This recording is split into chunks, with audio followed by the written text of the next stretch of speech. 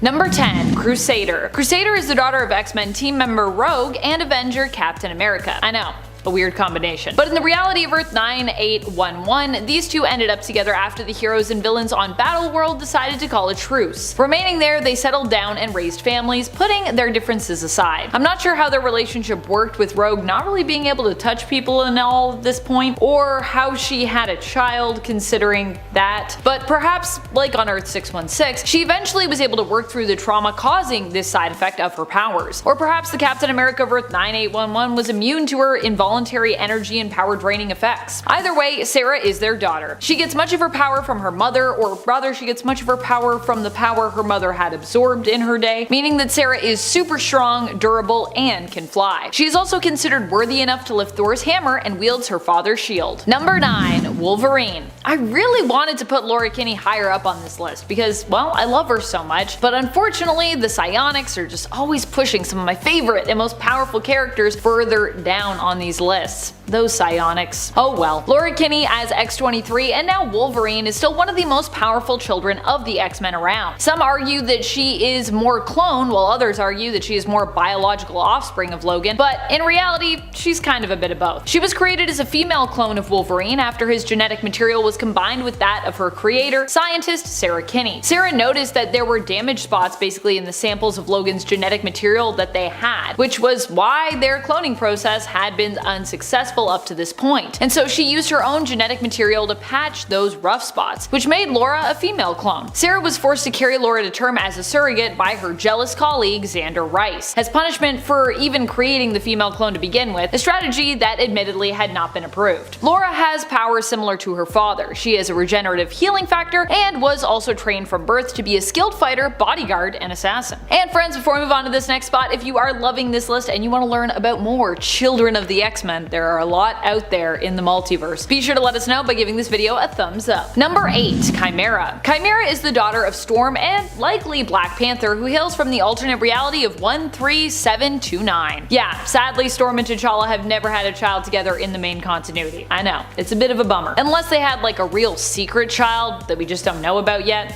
but I doubt it. Chimera seems to have inherited the powers of her mother, but also shares a connection to the Earth, which allows her to draw on and harness its energy. She is also a skilled tracker and can communicate telepathically with animals. I'd also assume, as she's the daughter of Storm, that she's a skilled combatant as well. As while Storm is more well known for her goddess status and weather manipulation powers, she is also an extremely skilled fighter. And if she's Black Panther's daughter, then she should definitely be a skilled fighter. I mean, you got two amazing parents that are both amazing fighters, so just saying. Number 7. Charles Xavier II. Charles Xavier II is the son of Charles Xavier and Mystique, if you can believe that. I know, it's pretty shocking. Charles Xavier II was technically born into the reality of Earth 616, where we later find out that while Mystique actually took the form of Moira when giving birth, Charles actually knew that he was in a relationship with Raven, so it wasn't like a trick of hers. They were actually just wanted to be together, I guess. This version of Charles, however, is an all grown up one from the alternate future of Earth 13729. When his powers first manifested, he accidentally killed his adoptive mother and ended up later joining forces with his half-brother Reyes, another child of Mystique's sired by Wolverine, another child of the X-Men. Charles Xavier II has a brilliant and conniving mind, and like his father, is an immensely gifted telepath, capable of using his powers to bend others to his will. Number 6. Polaris. Polaris is the daughter of Magneto, and while you might not think of Magneto as being an X-Men, considering, you know, he started out as an X-Men villain, he has also worked with the team before and even served as a member himself. Heck, at one point he was in charge of the whole New Mutants crew, let's not forget that. Magneto may have some questionable methods when it comes to getting justice that put him on the spectrum of villain, but I think at the end of the day, he's just trying to do what's best for mutants. Or at least what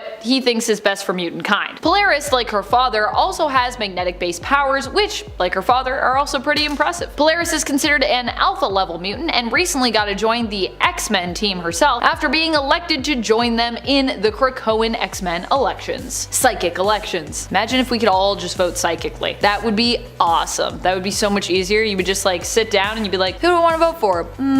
Done. Number 5. X-Apes. The X-Men are monkeys, or rather apes. This, funnily enough, spawned off of the Marvel Zombies universe and event. Basically, they're trying anything. That event was just so popular. This did not turn out to be quite the hit that was, but I mean, few things can. But this universe still has its fans. Actually, everybody in this universe are apes or monkeys or animals of some kind. So really, if you enjoy this concept, it's just the whole universe, and you have people like the Ape Avengers and Dr. Octopus. It's made for a certain type of pun-loving individual. It's a bit niche, but for some it sparks joy. Number 4, which breed? For this we have to go for Neil Gaiman of Sandman fame's 1602 Marvel Comics contribution. It is also an alternate universe story. In this universe, the Marvel universe is all happening but in Elizabethan times, 1602. There, mutants exist, but they are known as witch breed. This is because they are thought to be the spawn of demons or witches.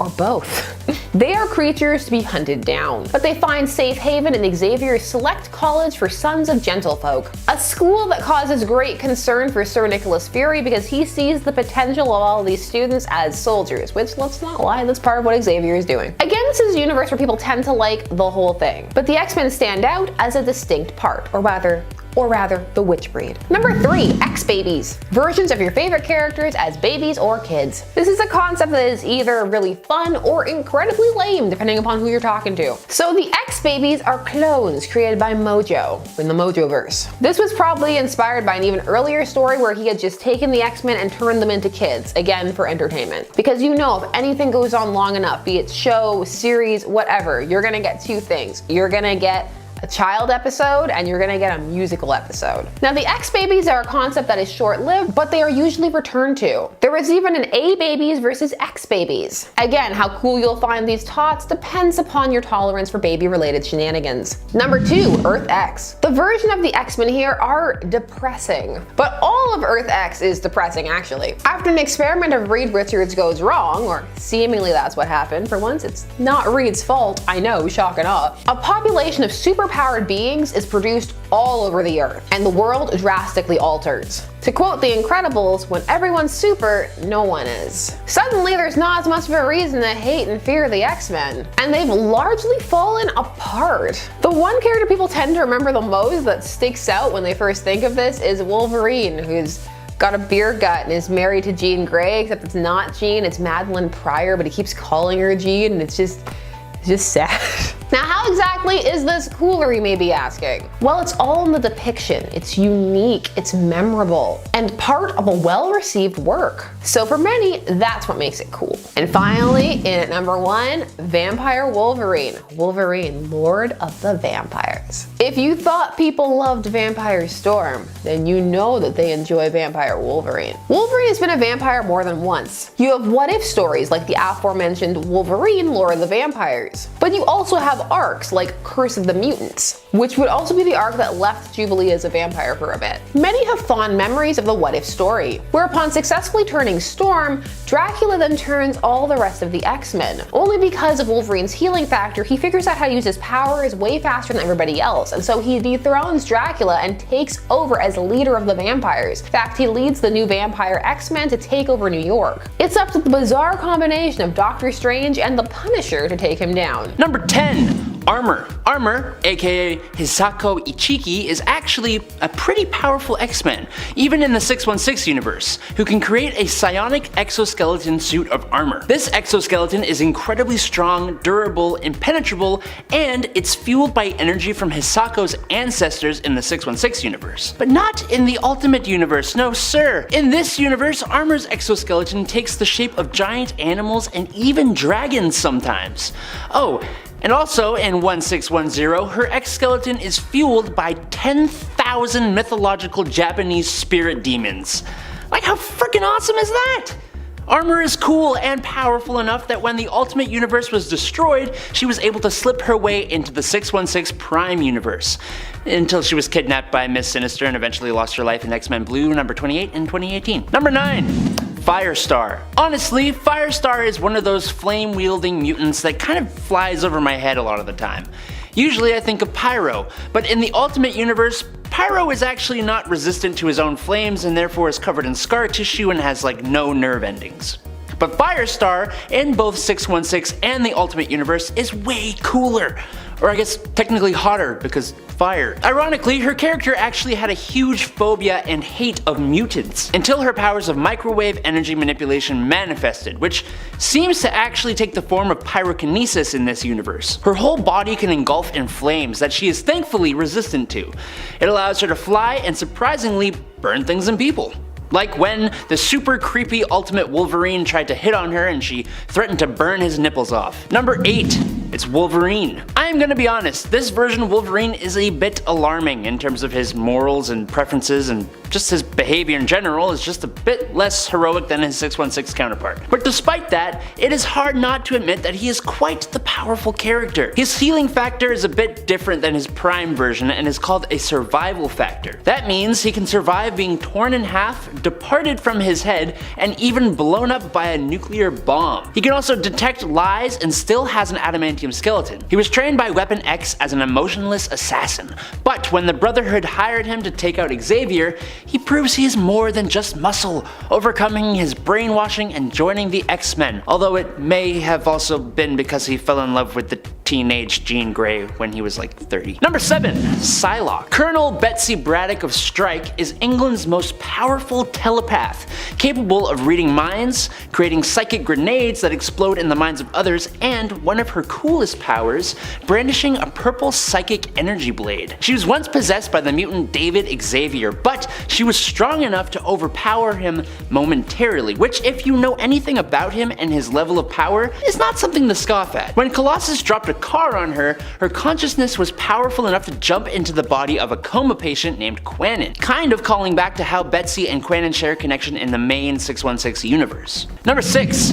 Rogue. Similar to her Prime Universe version, Rogue, or Marion Carlisle, drains the life force and absorbs the memories and abilities of others through skin-to-skin contact, with the caveat being that she can end someone's life if she holds on too long. Now, in the Ultimate Universe, it turns out doing this on a mutant to the point of hitting the end of the line will actually permanently transfer those powers over to Rogue. This happened twice. The first time was with Gambit.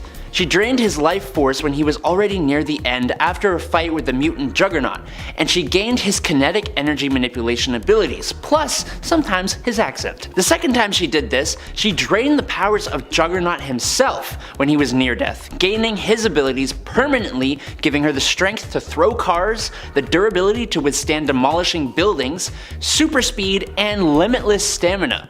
She would use those abilities to help the X-Men. Number 5. The Brotherhood of Evil X-Men from the Future. So this team isn't really a straight up alternate X-Men team, as the name implies. I'm cheating just a little bit here. However, they did pose as the true future X-Men when they showed up in Battle of the Atom. And I really like them, so I'm just gonna count them, because I do the lists, so I get to decide what folks we include. Cool? Cool. This team also has some of my favorite overall members, with Charles Xavier II appearing as the leader, and also boasting of a roster including and formerly including Zorn Jean Grey, an Ice Hulk version of Bobby Drake, an insane version of Beast, Raze, Deadpool, and a much more powerful Molly Hayes, who doesn't succumb to exhaustion after using her super strength. Which is pretty scary, because Molly Hayes is pretty strong. Number 4. The Dark X-Men. The Dark X-Men is Norman Osborn's team of mutants who were brought together in response to unrest in the mutant community during the events of Dark Reign. Honestly, I feel like between number 5 on this list and number 4, it really could have gone either way, so let me know if you feel like, you know, the future fake X-Men should have gone above, because I was very on the fence about this. Initially, Norman Osborn was not allowed to get involved with the mutants, but after riots broke out, he was able to finally make his own X-Men team, which he declared to the public was the real X-Men team, declaring the real X-Men team outlaws. Fortunately, it turned out both the team leader Emma Frost and Namor the Submariner, who, when pitted against the true X-Men, turned on their own dark X-Men teammates. I didn't even talk about the other people on this roster, but there were lots of cool people. Number 3. Extreme X-Men. Extreme X-Men Volume 2 is an X-Men series and a team that takes a page out of the Exiles book, not to be confused with Chris Claremont's Extreme X-Men roster led by Storm in Volume 1 of that series. This version, written by Greg Pak, is a multiversal team of heroes who hail from various alternate realities. Seriously, I love this series. It's 1, really pretty, and 2, it's just really cool. The team is typically led by the main continuity dazzler, Allison Blair. The team roster included such amazing members as Sage, Earth 12025 Hercules, boyfriend of the James Howlett of that reality, the James Howlett from Earth 12025 himself, Emmeline Frost Summers, an OP godlike immortal version of Emma Frost who is married to Scott in her reality of Earth 52012, Corporal Scott Summers from the American Civil War based reality of Earth 70213, a younger version of Kurt nicknamed Kid Nightcrawler, and a floating Xavier head. So many great people. Number 2, Age of Apocalypse. I would say the Age of Apocalypse version of the X-Men has to be one of the toughest versions out there, which shouldn't come as a surprise as, like eventually happened on Earth Z, Magneto also kinda ended up becoming their leader after the death of Xavier. Although in the Age of Apocalypse reality of Earth 295, many things are different. Rogue and Magneto end up getting kinda married, with another kind of odd relationship developing between Storm and Quicksilver that also kinda makes sense given this reality, and Cyclops ends up working for Apocalypse, who rules the world. Another major difference is that in this reality, Charles was actually killed before he could ever form the X-Men, meaning that Magneto was their one true leader here. Number 1, Future X-Men. Personally, I think the future X-Men that we meet in Battle of the Atom, the real future X-Men of Earth 13729 that is, are pretty nuts. I mean, they have Widget on their team. Widget! And they also have a wizard version of Iceman who goes by the name Ice Wizard now, and Wiccan as one of their members as well. I don't know about you, but it doesn't really sound like it gets better than that. Jubilee also takes up the mantle of Wolverine in this reality, which is adorable, and Logan goes on to become the new professor, being known as Professor Logan, which I love. Number 10, Azure Nightcrawler. In Marvel's mangaverse, X-Men, we meet Azure Nightcrawler. In this world, he's a mutant criminal affiliated with the Azure, a team of blue-skinned evil mutants including Beast and Mystique. This version of Nightcrawler is even more demon-like than usual and wears some intimidating red ninja armor. He battles against Wolverine and Moonstar, confronting them while they're searching for Rogue. Surprisingly, he holds his own well against them until Cyclops arrives. He's eventually defeated at the hands of Wolverine, who brutally cuts off his tail and later impales Nightcrawler's head with his claws. Number 9, Prisoner Nightcrawler. In Ruins Volume 1, published in 1995, we follow the story of reporter Philip Sheldon infected with a virus as he travels around a horribly warped and twisted world, interviewing heroes and famous figures and trying to figure out what went wrong in this universe. During the story, Sheldon visits a special prison containing several heroes including some of the X-Men, with Wilson Fisk acting as the prison warden. The prisoners are deformed and tortured from their captors' efforts to control their powers, and in one of the prison cells, we see Kurt Wagner, aka Nightcrawler, reduced to a frail gray creature covered in filth. We see him locked away and cannibalizing his own tail. Pretty dark. Number 8, Alpha Nightcrawler. First appearing in X-Men Alpha number 1 in 1995, this version of Nightcrawler had a traumatic experience that caused him to despise religion, unlike his counterpart from the Prime Marvel universe. Professor X dies in this universe, and Nightcrawler joins Magneto's X-Men to stop Apocalypse from dominating the world. This version of Nightcrawler has some pretty dark moments, including killing Deadpool by teleporting his head off and nearly taking down Wolverine in a one-on-one showdown. Eventually, he meets a real hero's death, sacrificing himself to imprison the exterminators in another universe. Number 7, Dark Crawler. In Incredible Hulk number 126 from 1970, we meet Nightcrawler, Chunky Edition. Darkcrawler is an ancient enemy of the Undying Ones, demons who ruled the Earth thousands of years ago. They once sent the Hulk after him, and in the battle that followed, Darkcrawler's big scepter was broken, and he was pulled into the Undying One's dimension. There, he defeated the Undying Ones and their leader, the Nameless One. Nightcrawler then became their new leader and earned the title Darkcrawler. His deadly scepter of shadow and creepy red eyes make him a sinister dark counterpart to Nightcrawler, landing at number 7 on our list. Number 6 Egyptia. This version of Nightcrawler, found in Secret Wars Journal number 1, was part of a plot to overthrow the Barris Khonshu of Egyptia. This Nightcrawler is almost ape-like, like an Egyptian monkey samurai version of Nightcrawler. During the showdown, Spectre, aka Moon Knight, shows up and warns the rebels that the Baroness is indeed a goddess and her curfew exists for their own good. Spectre then transforms as a pack of man-wolves appear and charge the heroes, killing this super cool version of Nightcrawler. He's kind of like a side character in this story. Coming in at number 5, we have the villainous Ra's Darkholme. Hailing from a dark alternate future where Wolverine and Mystique had a son, Ra's is an even more powerful shapeshifter than his mother, with all of the bloodlust and rage of his father unleashed. Traveling to the main Marvel timeline and impersonating Kitty Pryde in order to get close enough to strike at his father, Ra's planned to wipe out humanity in this reality in order to create a safe haven across the multiverse for all of mutant kind, and was willing to do anything and impersonate anyone to achieve it. Coming in at number 4, we've got to go with something a little more live action than the rest of these comic books, with X-24 from the movie Logan. An allegedly perfect clone of Wolverine, but with none of the compassion or humanity, X-24 was treated like an attack dog and followed the orders of Xander Rice to hunt down and capture the real Wolverine and the young mutant girl he was protecting. Based on Wolverine during his prime years, he was able to physically overcome the true Wolverine and was only able to be defeated by a bullet made of pure adamantium to the back of the head. Talk about overkill.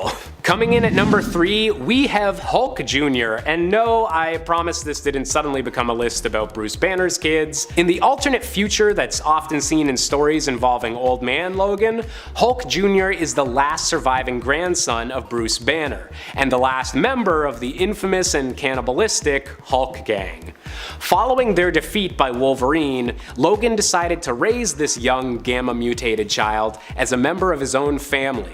So, while the two might not be biologically related, Hulk Jr. grew into a heroic figure because of how he was raised, and would go on to start a new generation of heroes on this post-apocalyptic world, bringing some hope to a land filled with tragedy. Coming in at number 2, we have Laura Kinney, aka X-23. Created by the Weapon X project when they were attempting to remake the success of Wolverine with a genetic sample that had a damaged Y chromosome, Laura is otherwise a perfect clone of Logan in every way. While her early years were traumatic and occasionally brought her into conflict with Wolverine and the X-Men, in recent years she's actually taken up the name of Wolverine herself, living up to the title that's inspired mutants for generations and helping carve out a new place for mutant kind in a new world. And finally, coming in at number 1, we have Daken, the dark son of Wolverine. Named after the Japanese term for mongrel dog or bastard, Daken is the tragic child that Wolverine never knew about, his mother being murdered before Wolverine even knew he had a son. Cut from his mother's body, Daken was raised to hate his father, and in their very first encounter slashed open his stomach and left him to bleed to death. With the same incredible healing abilities and bone claws as his dad, Daken has had a long road of trying to find his proper place in the world, and has fought on the sides of both good and evil over the course of his tragic life. In recent years though, Daken does seem to have found some sense of belonging on the island of Krakoa, and has recently become a member of the new X-Factor team. Let's hope he can catch a little bit of a break from his life being so angsty. Number 10, Madeline Pryor. You might consider having Madeline on this list today cheating since she is a clone of Jean Grey, but I don't care, she deserves to be talked about. Originally the love interest and first wife of X-Men leader Cyclops, Madeline was a frequent member of the X-Men supporting cast until a series of terrible events. You know, her husband leaving, losing her son, and finding out she's actually a clone, which led her down a path of villainy. It's discovered that when Phoenix took her own life, a fragment of the Phoenix Force entered the body of the clone, and that's what gave her life and sentience, which Sinister took as an opportunity to attract Scott so that the two could procreate and make one of the most powerful mutants out there. Since Madeline was cloned from Jean Grey's DNA, she was a essentially another version of Jean, and possessed Jean's telekinetic and telepathic abilities, although it's never stated if she was actually classified as an Omega level mutant as well. During the 2012 Avengers vs. X-Men storyline, Mr. Sinister had created a group of 6 Madeline Pryor clones in order to take the Phoenix Force energies from the Phoenix 5, consisting of the Phoenix Force empowered Cyclops, Colossus, Emma Frost, Magic, and Namor. Unlike the original Madeline, none of these 6 clones showed indication of having individual personalities or free will, but instead appeared to follow Sinister completely. The Madeline Pryor clones joined Sinister's other clone creations in fighting the Phoenix 5 and managed to defeat each one. They also were able to siphon some of the energy from the Phoenix Force, but they were all immediately killed by the entity itself. Check it out for yourself, starting with 1983's Uncanny X-Men number 168. Number 9. Stepford Cuckoos. Known as 3-in-1 and then later 4-in-1, 5-in-1, and 1000-in-1, the Stepford Cuckoos are the product of Weapon XIV, or Weapon 14. Meaning they are clones created from the genetic template of Emma Frost that were created for the purpose of killing every mutant on Earth. Thousands of these clones exist dormant, however only 5 were sent to infiltrate the Xavier Institute in order to hone their skills and gain intel. As mutants with powers similar to Emma Frost, the girls have shown that they are capable of telepathy, mind alteration, astral projection, and the infamous organic diamond form that give them psionic immunity, super strength, stamina, and durability. However, what sets them apart from Frost is that the Cuckoos can selectively harden parts of their bodies as needed. During the War Song storyline, an unstable fraction of the Phoenix Force sparked inside the girls, and their dormant weapon plus nanotech inside their bones was activated. This nanotech briefly reanimated Sophie and Esme, who directed their sisters back to the world to activate Sublime's plan for the destruction of the mutant race. The Phoenix and Sublime both wrestled for control of the Cuckoos until the X-Men arrived. Phoebe and Mindy were captured and integrated into Sublime's machine, but the Phoenix was able to possess Celeste. When Celeste was finally merged into the machine, the Phoenix was divided between all the Cuckoos and trapped in their newly emerged second mutation, their organic diamond hearts. Eventually, Celeste was able to take full control of the Phoenix, destroyed her sisters, and trapped the Phoenix fragments inside the 3-in-1's flawless diamond hearts, rendering them all emotionless. Check out these sisters for yourself, starting with their first appearance in 2001's New X-Men number 118. Number 8. Emma Frost, Earth 92,124. Hailing from Earth 92,124, an alternate reality where Amazonia conquered the world very early on, making females the dominant sex across the globe, slowly eliminating the male gene altogether, comes Emma Frost, the hero known as White Phoenix in this reality. This Emma Frost is said to possess all the powers of Emma Frost and the Phoenix Force, which already makes you think she's incredibly strong, and you'd be exactly right. These powers include, but are definitely not limited to, telepathy, mind cloaking, astral projection, mental paralysis, telekinesis, and of course, the organic diamond form that protects her from psychic attacks and also grants her super strength, stamina, and durability. White Phoenix was a member of the Avengers who worked with President Artoom and helped capture the Y-Men leader Hercules. However, all but White Phoenix had grown disillusioned with the president and teamed up with Hercules and Gorgon in confronting her. White Phoenix stayed by the president's side but was held hostage by Wolverine, unfortunately. Give this Emma story a read for yourself in 2009's Incredible Hercules number 124 to number 125. Number 7. Quentin Quire. Also known as Kid Omega, Quentin joined the Xavier Institute after Professor X's return from averting a war with Genosha and the rebuilding of the X-Mansion. Quire is depicted as an Omega-level mutant possessing advanced cognitive and telepathic abilities, which enable him to organize and construct his thoughts at accelerated rates, overtly or covertly manipulate the minds of others, resist mind probes, and disable other forms of psychic manipulation. His level of psychic influence on others depends on the number of people he wants to affect, meaning it's stronger when he focuses on less people, of course. After he was hurt pretty badly and was kept semi-alive in Beast's lab, he was found by the Phoenix Force, and although it didn't accept him as a host, it woke him up from his coma and reconstituted his body. He eventually heads out to find the Phoenix Force, and when he does, he winds up releasing it, asking it to revive Sophie, his love. Sophie refused to come back to life, and the Force left him to wallow in his own self-pity. Fast forward a bit and we see the Phoenix Force allow Quentin to absorb some of its power, which he ends up sacrificing to save Jubilee from dying. Now, although he didn't have it for long and didn't actually have access to the full powers of the Phoenix Force, he was still capable of interstellar travel, pyrokinesis, and of course, resurrection. Check out Quentin's story for yourself, starting with 2003's New X-Men number 134. Number 6. Hope Summers. The first mutant born after the House of M and Decimation storyline. According to Cable, the baby is a messianic figure destined to save both mutant and humankind, and he ends up becoming her adopted father. However, there were some who didn't agree with his decision, as there was a timeline where she kills everyone instead of saving them. Hope is an Omega level mutant with the ability of unspecified limits to psychically manipulate and mimic the powers of other mutants. This is generally shown as a mimicry of the superhuman mutant abilities of those near her. However, she has demonstrated additional powers, like when she was born, when she unleashed a massive psionic artifact Pulse that destroyed Cerebro. During the Avengers vs. X-Men storyline, Hope is targeted by the Phoenix Force and the X-Men want her to accept it because it could revive the dwindling mutant race.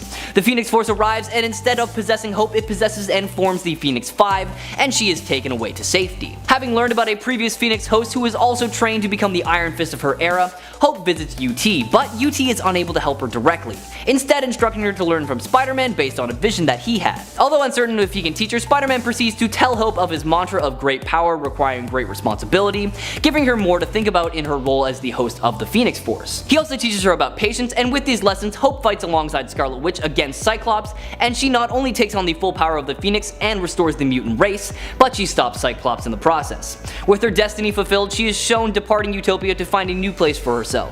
Give her story a read starting with 2008's X-Men Volume 2, number 205. Number 5. Summer Scott.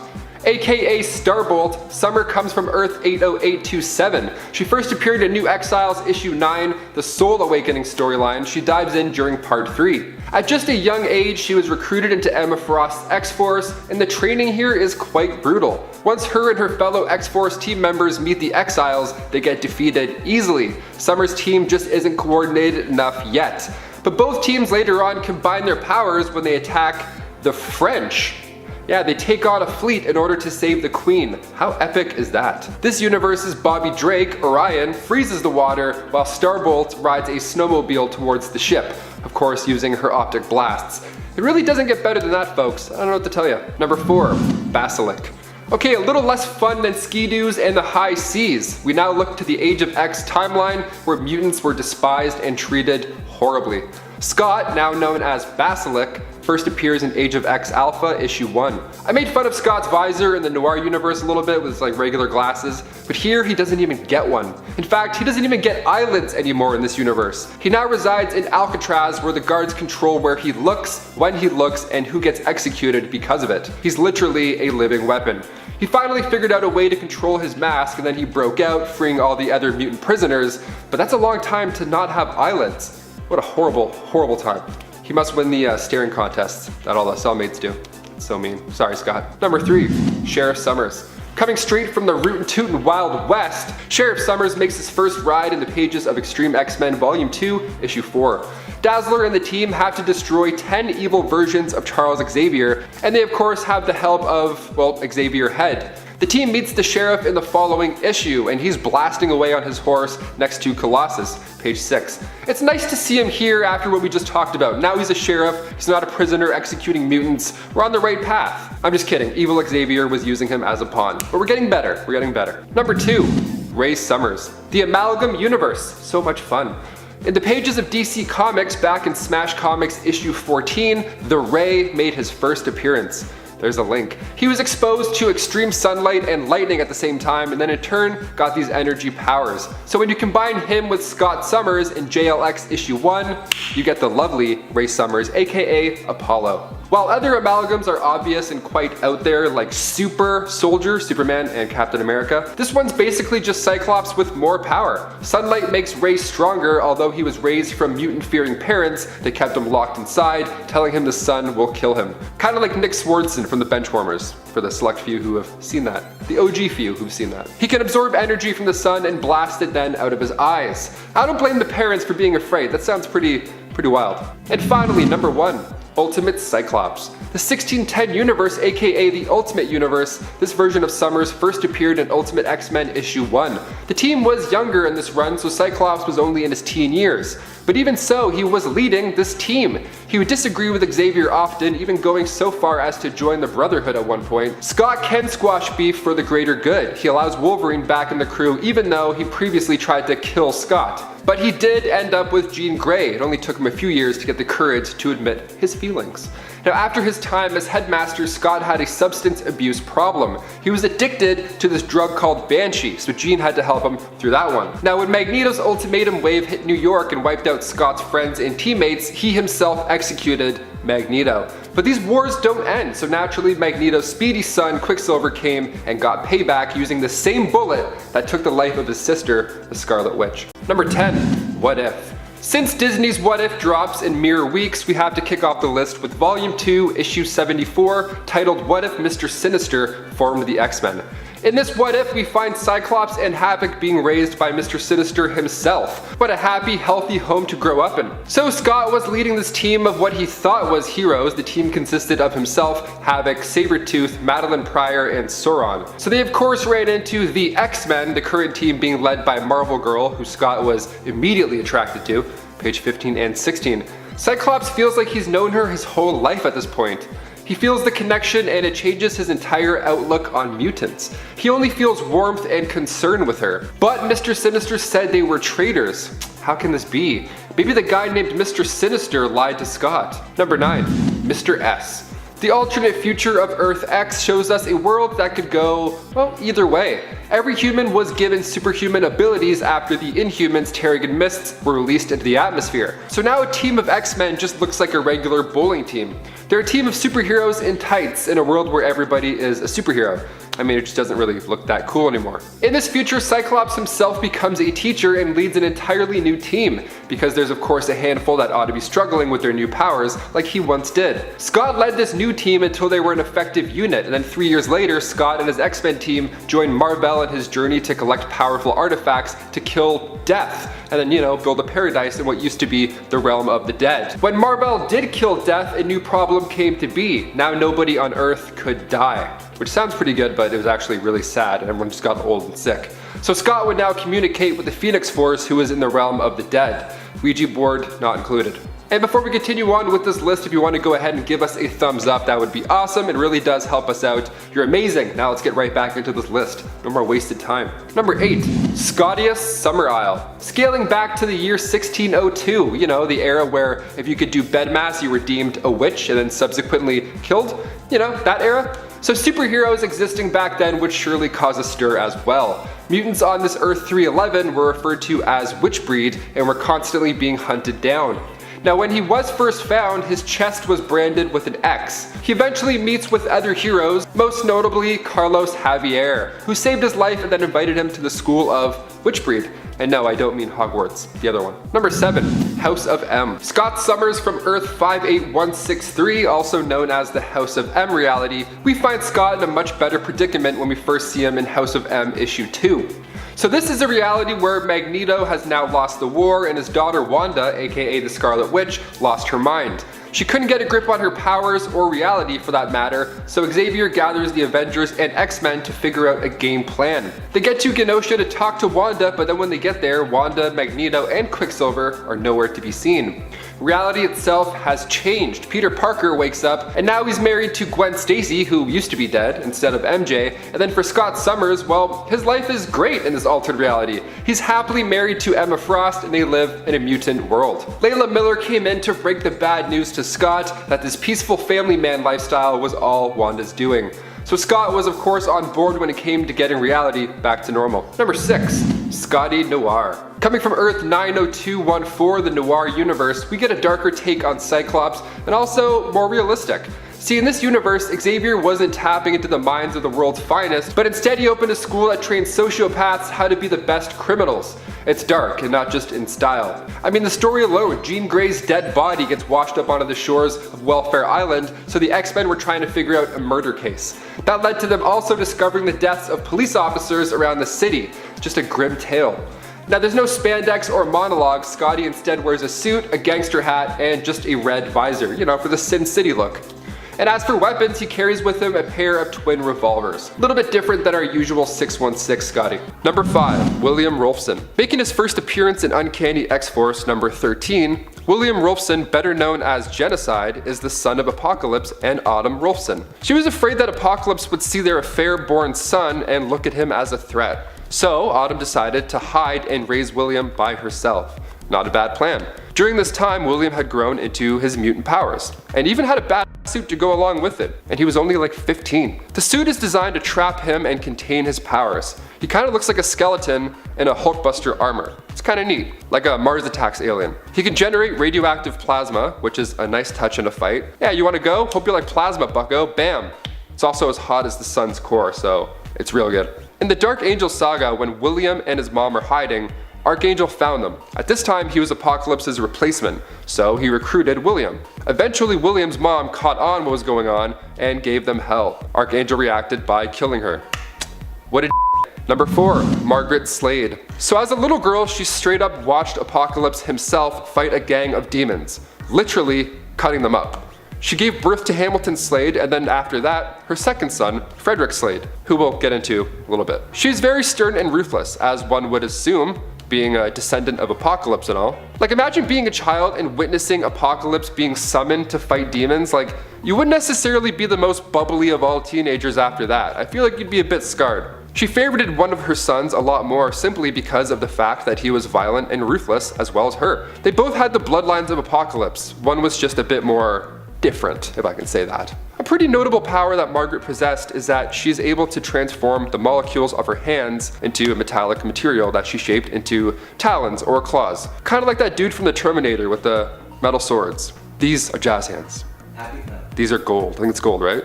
These are gold. These are jazz hands. One of the two. Go watch Bring It On. Number 3, Frederick Slade. Born as the second child of Margaret Slade, making his first appearance in X-Men Apocalypse vs. Dracula issue 2, he's in the bloodline of Apocalypse, and he's too cool not to include. Born in the 18th century, his family was part of the main branch of Clan Akkaba. So basically, he was a second born and was physically smaller, so he didn't really get too much attention from his mom.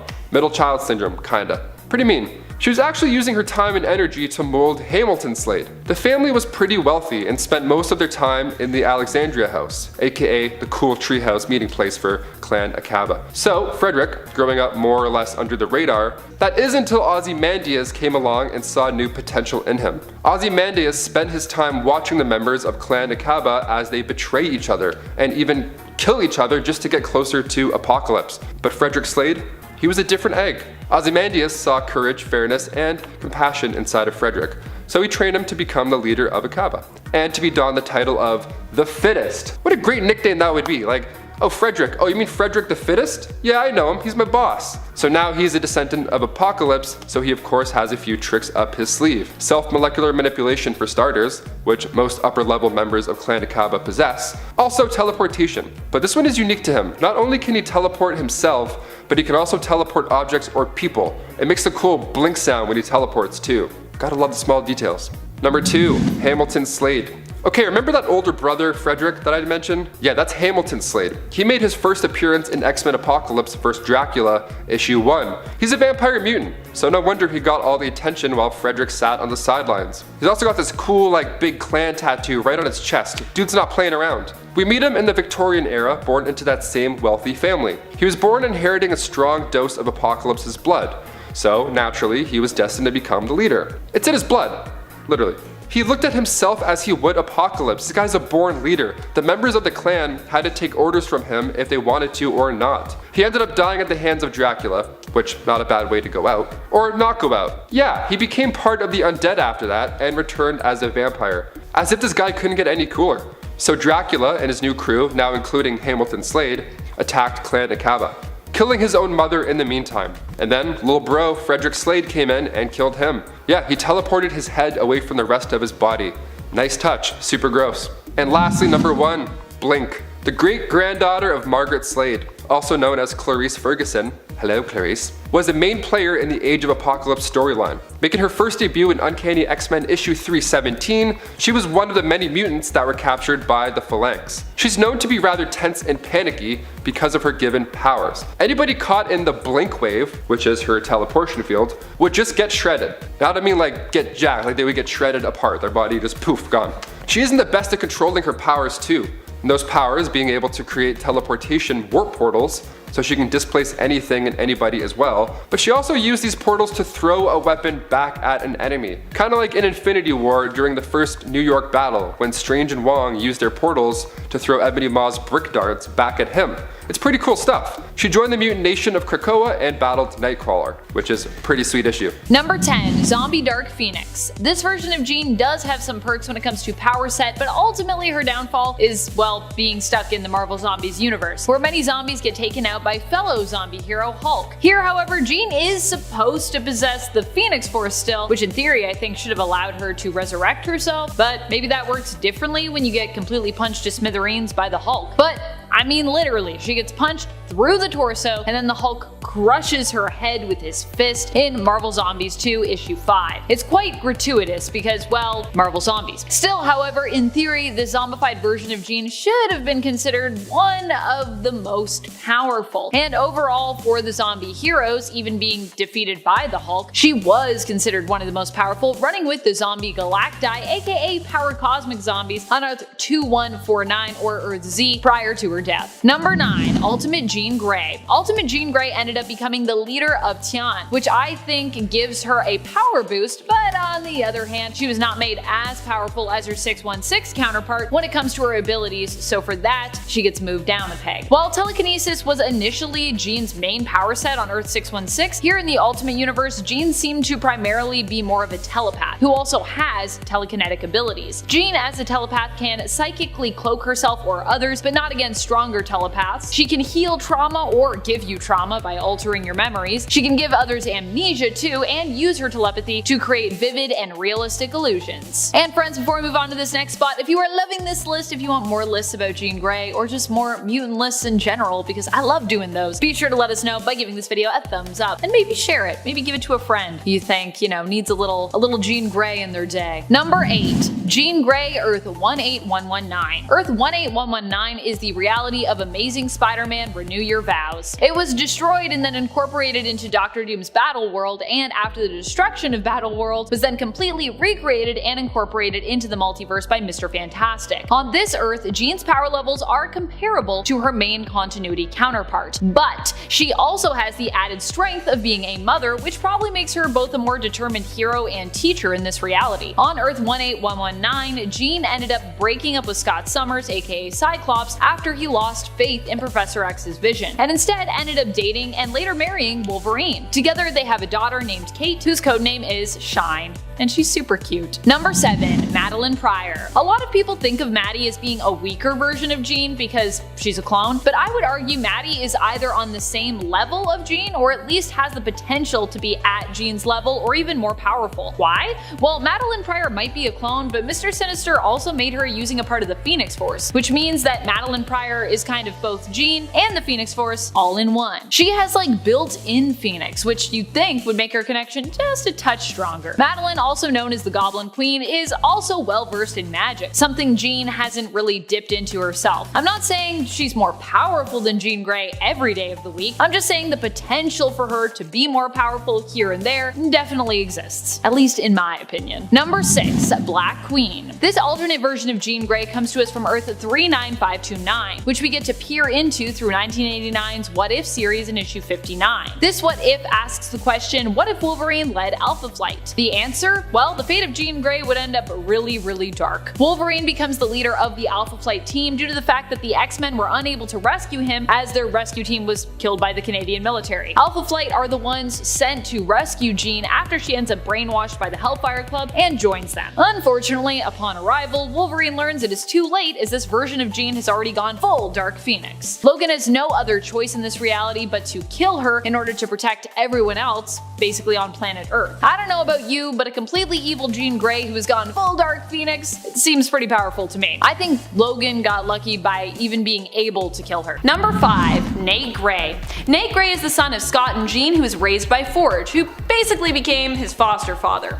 Scott and Jean never really knew of their relation to Nate when he was born, as he was created by Mr. Sinister to be the perfect psionic mutant. Sinister created him using the genetic material of both Jean Grey and Scott Summers. Mr. Sinister just has all that genetic material. Nate did end up becoming the perfect psionic mutant and is known for being one of the most powerful mutants around. At one point, he was even seen as being a mutant Jesus, being known for a time by the mantle of the Second Coming. He has been shown using his powers to heal and even resurrect people on occasion, as well as warp reality. He also is believed to be a potential avatar of the Phoenix Force due to his ties to Jean Grey and his immense power. Nate also has a telepathic link to his alternate reality brother, Nathan Summers. Number 4. Mother Ascani. Mother Ascani is Rachel Summers, but from an alternate timeline. Although Rachel has been explained in the comics as being unique when it comes to kind of her alternates. She doesn't so much have alternate versions of herself, more that there are like different aspects of herself scattered throughout various realities and time, but Rachel is kind of always Rachel. She's both all there is and then kind of so much more than that. It's confusing, but it's also what makes her cool. This version of Rachel came into her own state of being after she sacrificed herself to save Captain Britain. Becoming lost in the time stream, she ended up in an alternate future in the 37th century where Apocalypse had taken over the planet 100 years prior. She developed the clan Ascani and would be the one to give the order for Sister Ascani to help save the prophesied Messiah referred to as Ascani's son or Dayspring, which would end up being her alternate timeline brother, Nathan Summers. So many alternate timeline siblings. Hard to keep track of all this traveling through time and alternate realities. Number 3. Young Cable. Who is this young kid? I thought Cable was an old grizzled man like we saw in Deadpool 2. If that's what you're thinking, well, you're not wrong. But also, you kinda are wrong. There are in essence sorta 2 Cables, but there's only one Nathan Summers. Sort of. I mean, it's complicated. Basically, young Cable is old Cable, but from his own past. Young Cable, however, killed himself, older Cable, and in essence replaced him in the comics. While he's technically the same character just from his own past, he's also kind of a very different person as he's at a different stage in his life. In essence, Cable closed his own time loop when he killed himself, which a lot of people hated as they figured, how would Cable not see that coming? And also, they miss old Cable. But of course, all of that confusion was explained. In essence, old Cable knew it was coming, but he also knew because of his past that it kinda had to happen, so yeah. Confusing. Anyways, young Cable is the current main Cable in the Dawn of X line, who is basically a loudmouth, gun-obsessed, cocky kid who loves a good fight, especially if he gets to protect innocent people along the way, or it makes him look badass in front of the ladies. He has dated a bunch of younger mutants already in the comics, but is currently in a relationship with all 5 of the Cuckoos, much to Emma Frost's displeasure. Just watching you, young Cable. Number 2. Rachel Summers.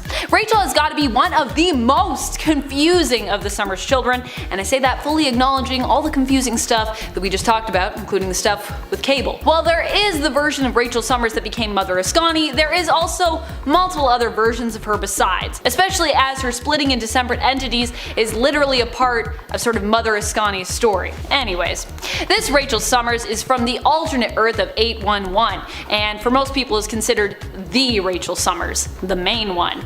Here she was born to Jean and Scott after Jean had bonded with the Phoenix Force and ended up living after having the confrontation with the Shi'ar. Rachel didn't just inherit her mother's extraordinary telepathic and telekinetic powers though, she also inherited the Phoenix Force itself, part of which resided within her, allowing her to use its power whenever she needed. She was friends with Franklin Richards and lived peacefully in her reality until the anti-mutant Senator Kelly was killed. This ended up resulting in pandemonium and public panic, which resulted in the death of her mother and her father, as well as an apocalyptic future where all superhuman beings were essentially captured or killed.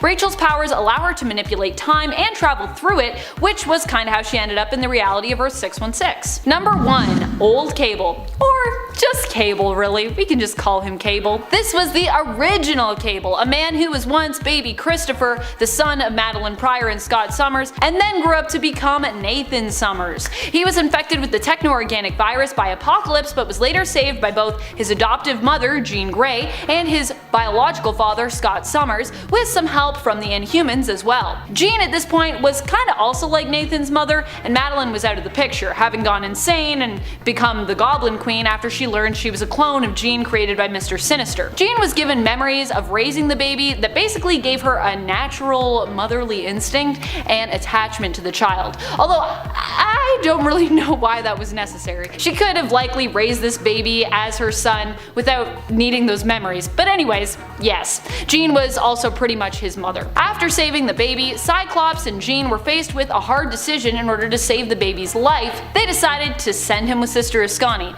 and they actually would see him again, in the future and the past, and pretty much all throughout and around their timeline and alternate timelines besides. Adult Nathan Summers, Cable, would also at one point become the one responsible for saving his own father's life. Coming in as the first entry on our list at number 10, we've got to go with Kuin, the teenage alien clone.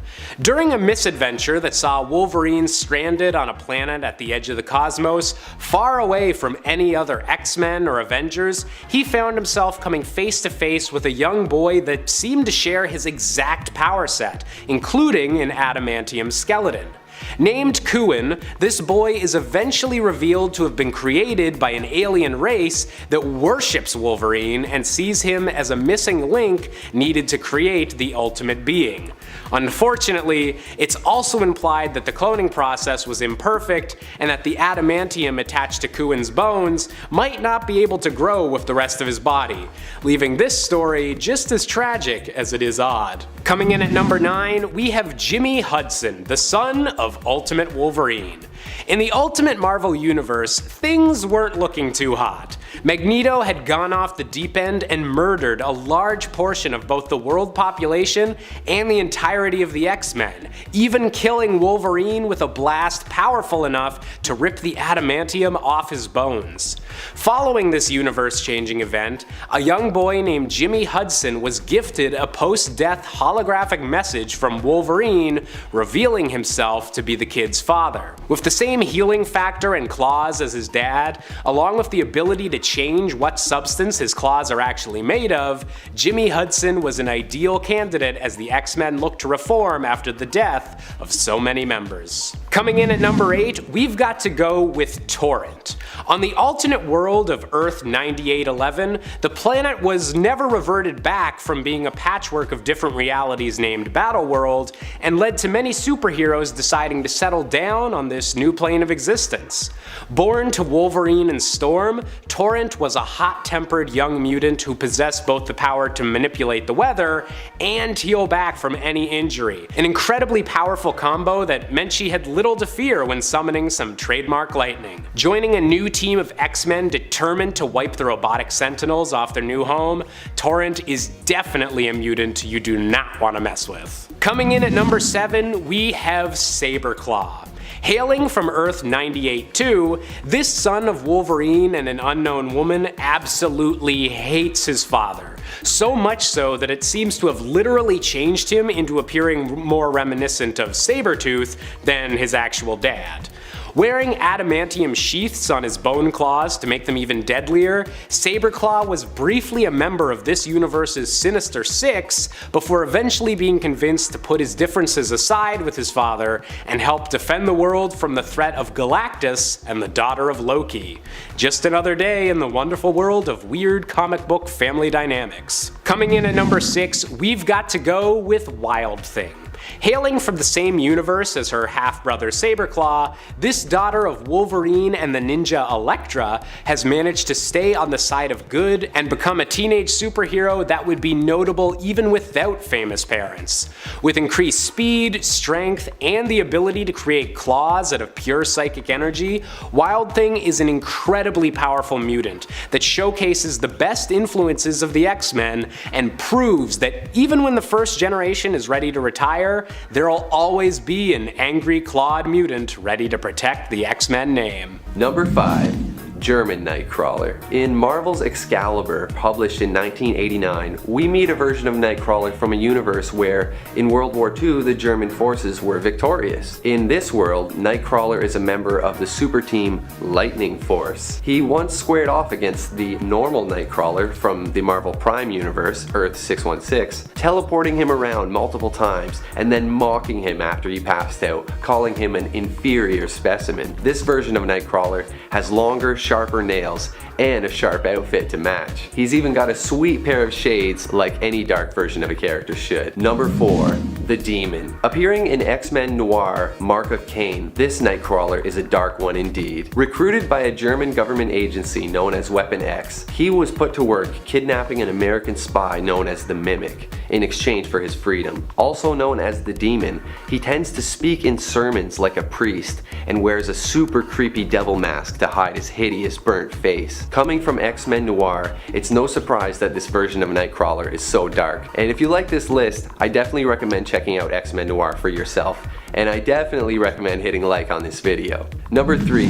Zombie Nightcrawler. First appearing in Marvel Apes Primate Special, this version of Nightcrawler is, well, a zombie. In the Primate Special, there's a whole universe full of hilarious alternate versions of Marvel heroes that are apes, with names like Spider Monkey and the Silverback Surfer. In Volume 1, we see Tony Stark and the Hulk have similar visions in which they see the ape world invaded by zombie versions of Marvel characters, including a crazed looking zombie Nightcrawler seen attacking an ape version of the Scarlet Witch. It's bizarre and it's dark. Number 2. House of M. First appearing in Marvel's House of M event, this Nightcrawler grew up in hiding with his mother Mystique, later becoming a member of S.H.I.E.L.D. in Magneto's mutant-run world. Later, he joins Wolverine's special team known as the Red Guard, and he has a pretty lengthy character arc that sort of mirrors the Prime Universe Nightcrawler in some interesting ways. Regardless, he eventually finds himself banished to the Deadlands and is eventually killed by a group of zombies,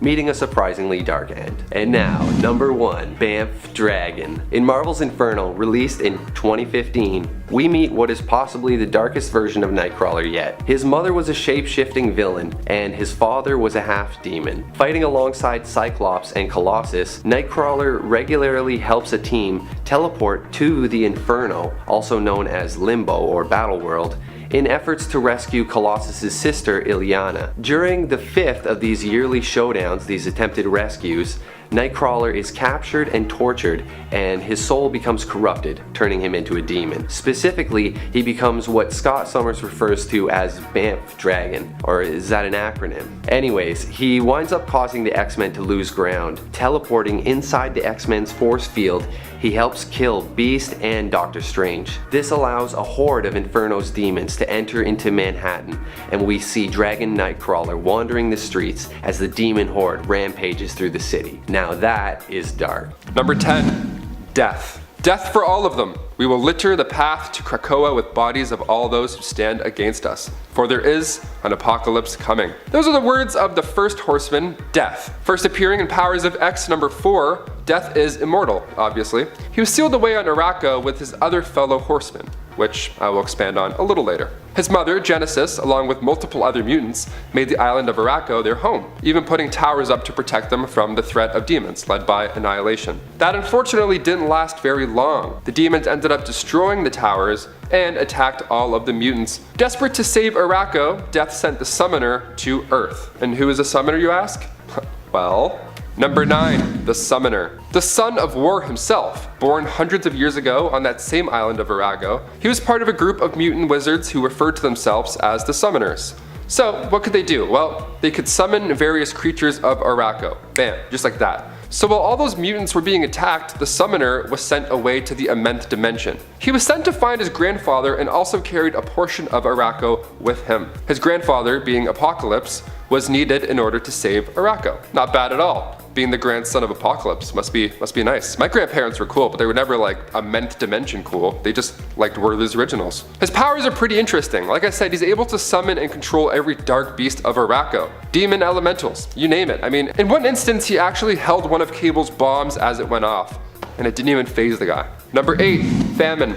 Also an OG member of the Four Horsemen, Famine is the son of Apocalypse, first in his name to serve. Similarly to the Summoner, Famine had also ended up in the immense dimension. So after his mother died to the hands of immense dark god, Annihilation, Famine and his other siblings were approached shortly after the omniversal Majestrix Saturnine, who then asked both sides of the war to participate in the challenge of the 10 swords for victory, and they agreed. Famine is also centuries old, as he is immortal as well. Number 7, Jack Starsmore. Making his debut in X-Men Apocalypse vs. Dracula issue 1, Jack Starsmore was actually born into a lesser house of the clan Akkaba. See, part of the Starsmore bloodline, he wasn't treated with too much respect. The person that gave him the hardest time was Hamilton Slade, his cousin, who I'll talk about in 1 minute. He had a pretty unique mutation that made him stand out from the rest. That being, he can breathe fire. Yeah, he's a pyrokinetic who straight up shoots fire out of his mouth. Guy must kill it at parties. Oh, and he can also absorb fire too with his mouth. So if anything lights on fire in your kitchen, maybe you're cooking something and there's a little plume of dust, Jack Starsmore can just suck it up. He was a child when he was deemed a servant to the council and realized he was a small fish in a very big and very overpowered sea. He had to make up for this lost strength, so he would always go above and beyond his duties to make sure everybody around him is happy and safe. We love him. Number 6, Evan Sabinor. Sounds pretty familiar to in Sabinor. Well, that's because he's his clone. Yeah, making his first appearance in Uncanny X-Force issue 7, Evan was created from the blood of a fallen young Apocalypse after he was killed by Phantom X. So once Warren Worthington became the Horseman of Death, Archangel, he actually was on his way to replace Apocalypse. Phantom X used that small bit of blood and combined it with the world being a scientific facility that's the size of his palm. And he made a clone of N-Sabinur.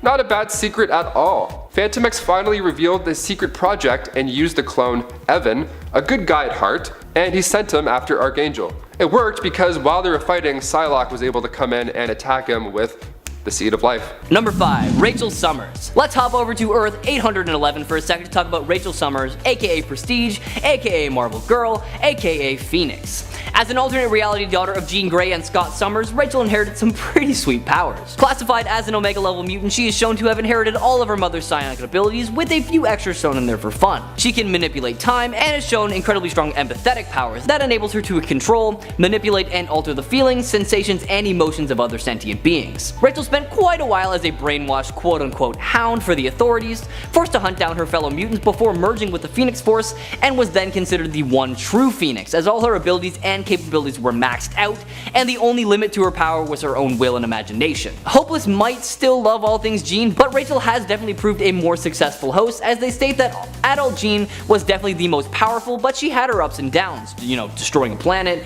killing her friends. Rachel, I think, rode that wave just a little bit better. Check out Rachel for yourself, starting with 1981's X-Men number 141. Number 4. Professor X. Already one of the most powerful mutants out there, and definitely one of the best known Marvel characters as well. Now, if you're not familiar with Charles Xavier's abilities, let me give you a quick reminder. He is an alpha level mutant said to possess the most powerful brain in existence. Because of this, he is said to be the world's greatest telepath, possessing vast psionic powers.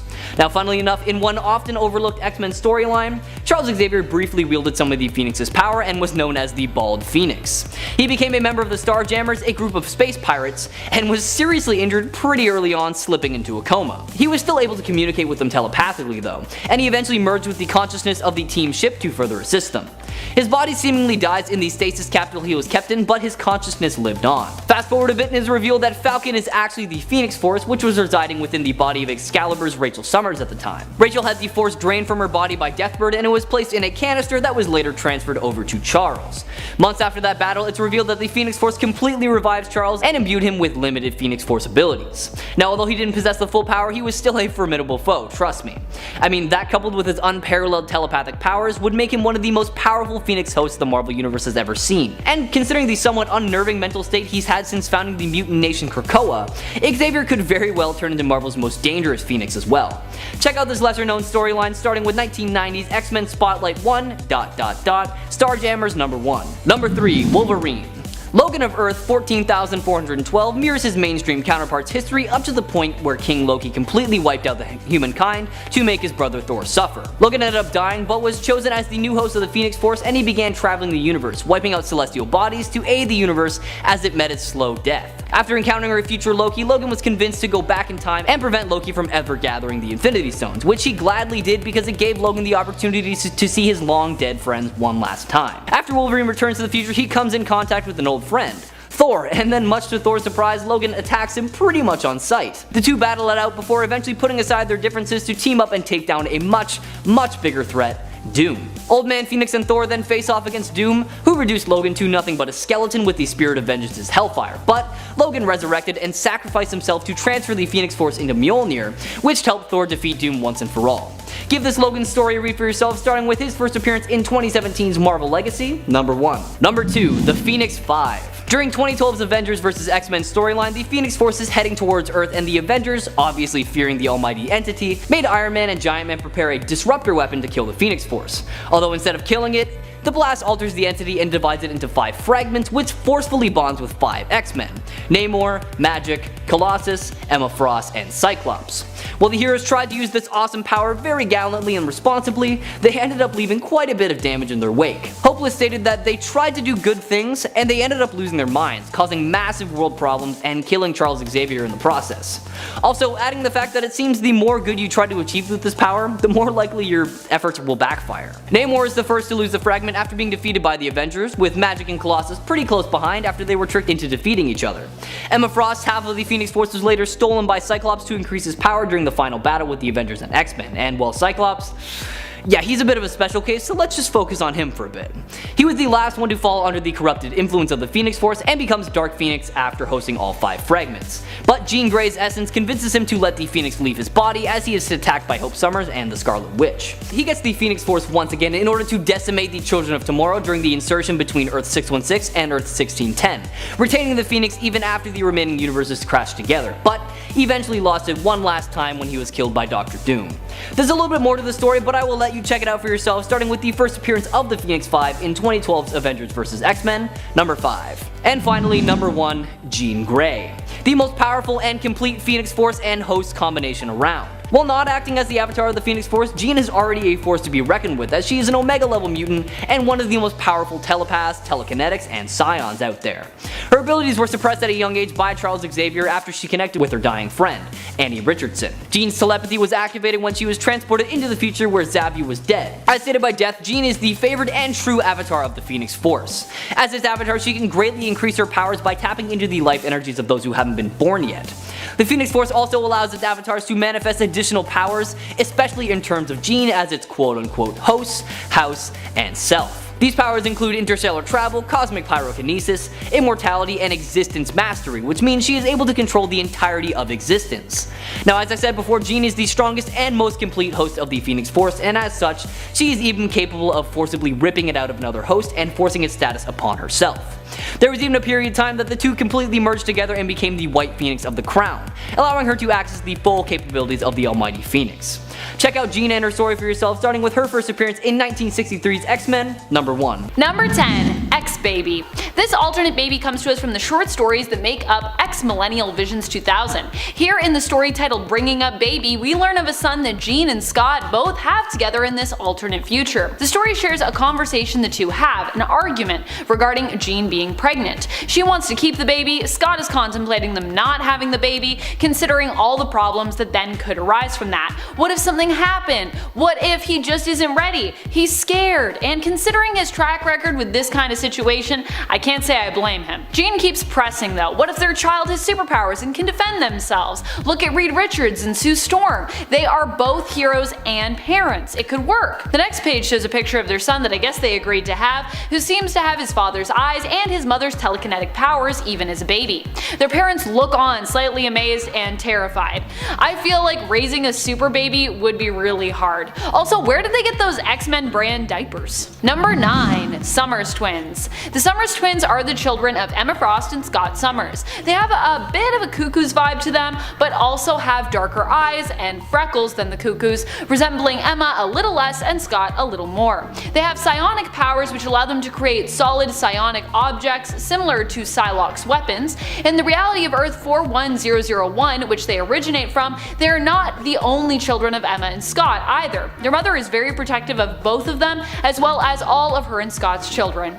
In this reality, Scott and Emma are actually married. Number 8, Strife. Strife is the evil clone of Cable, who is the biological offspring of Scott Summers and Madeline Pryor. He was created to be a fail-safe child should the young baby Nathan die, succumbing to the techno-organic virus that plagued him. Creating this clone who would grow up to become Strife was the decision of Mother Ascani, who knew of baby Nathan's prophesied importance. Strife was also brought into the world with the same techno-organic virus that plagued his twin, but as Clan Ascani were present for his entire growth cycle, they were able to actually minimize the infection, reducing the risk of it becoming lethal. Both children ended up surviving, but shortly after, Apocalypse busted in and the Ascani were only able to save one of the two babies. The baby they saved was actually the true son of Scott, Nathan Summers. Apocalypse thought he had captured baby Cable, but he'd actually retrieved his clone, Strife, instead. Strife as such was raised by Apocalypse to become his powerful weapon and potentially become the perfect body for Apocalypse to transfer himself into in the future. He was also pretty much raised to be evil, so yeah. Number 7, Megan Summers.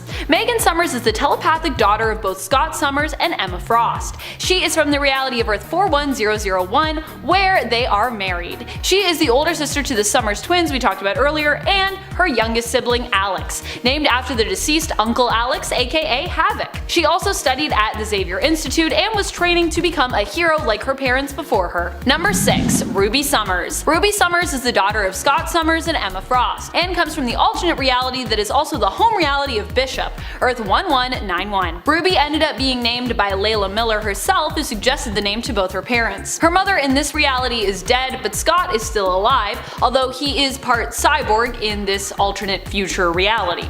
Ruby also becomes motivated by Layla to continue the dream of the X-Men and fight for mutant freedom.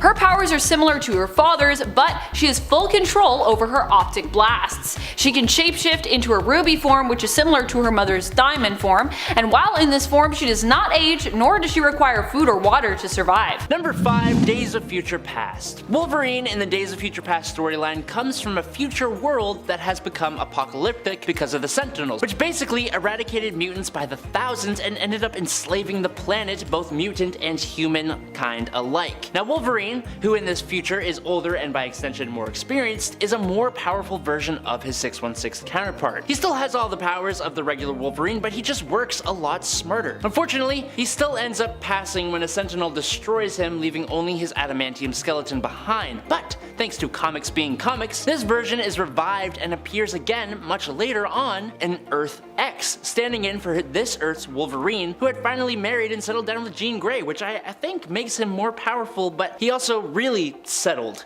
grew a rather large gut, and seems to have completely distanced himself from his former self. Jean also abandons her former life and is now an out-of-shape housewife chasing after their kids and resenting her choice to marry Logan. So yes, Days of Future Past Logan was needed here for sure. Number 4. Old Man Logan. In the alternate universe where we are introduced to Old Man Logan and Old Man Hawkeye, everything is in shambles. It's an apocalyptic wasteland, and all because the villains, under the leadership of the Red Skull, had coordinated a massive attack on the world's superheroes, leaving only a very few alive. Logan himself was tricked into wiping out every single member of the X-Men, and while that is tragic, I do have to say that's incredibly impressive. Like, damn. Impressive or not, it drove Logan mad with grief and he vowed to become a pacifist. He retired to a quiet farming family life, letting the world go to hell around him, but we need a story, so that can't fly. Eventually, being short on money and needing to help his family, he joins Hawkeye on an adventure across America to deliver a briefcase of super soldier serum. After he goes on this grand adventure, defeats the Red Skull, and returns home, the Hulk gang has decimated his family. This is when he finally pops his claws for the first time since the story began, and ooh, it's satisfying. He wipes out the entire gang and eviscerates the Hulk himself, and then eventually finds his way to the main Marvel universe. Another version of him even gets the powers of Venom as well. So cool. Number 3. Weapon Omega. After the Mutant Legion went back in time and accidentally took the life of his pops, Xavier, Apocalypse came out of hibernation 10 years too early and took over control of the United States. Enter the Age of Apocalypse storyline. The Logan of Age of Apocalypse is extremely ferocious and he goes by the name Weapon X. He has only one hand after having it blasted off by Cyclops, but his claws still pop through the nub, which is kind of alarming. He and Jean Grey set off apart from the X-Men to save mutants and stop Apocalypse, but Weapon X eventually becomes the new Apocalypse, gaining his celestial and mutant powers to try and stop aliens from destroying the population of Earth. Yes, it's nuts, but I suggest you check out this story because it's super cool. Number 2. General James Howlett. In the second volume of Extreme X-Men, joining a team of multi-dimensional mutants that hunt down evil Xaviers across many dimensions is a much different version of Wolverine. Hailing from the reality of Earth 12025, this version of our feral mutant is the Governor General of the Dominion of Canada and Viceroy of Her Majesty's expedition to Shangri-La. He is like a version of Wolverine who is also mixed with President Theodore Roosevelt but still Canadian. General James Howlett is an adventurer and hero alongside his partner and lover,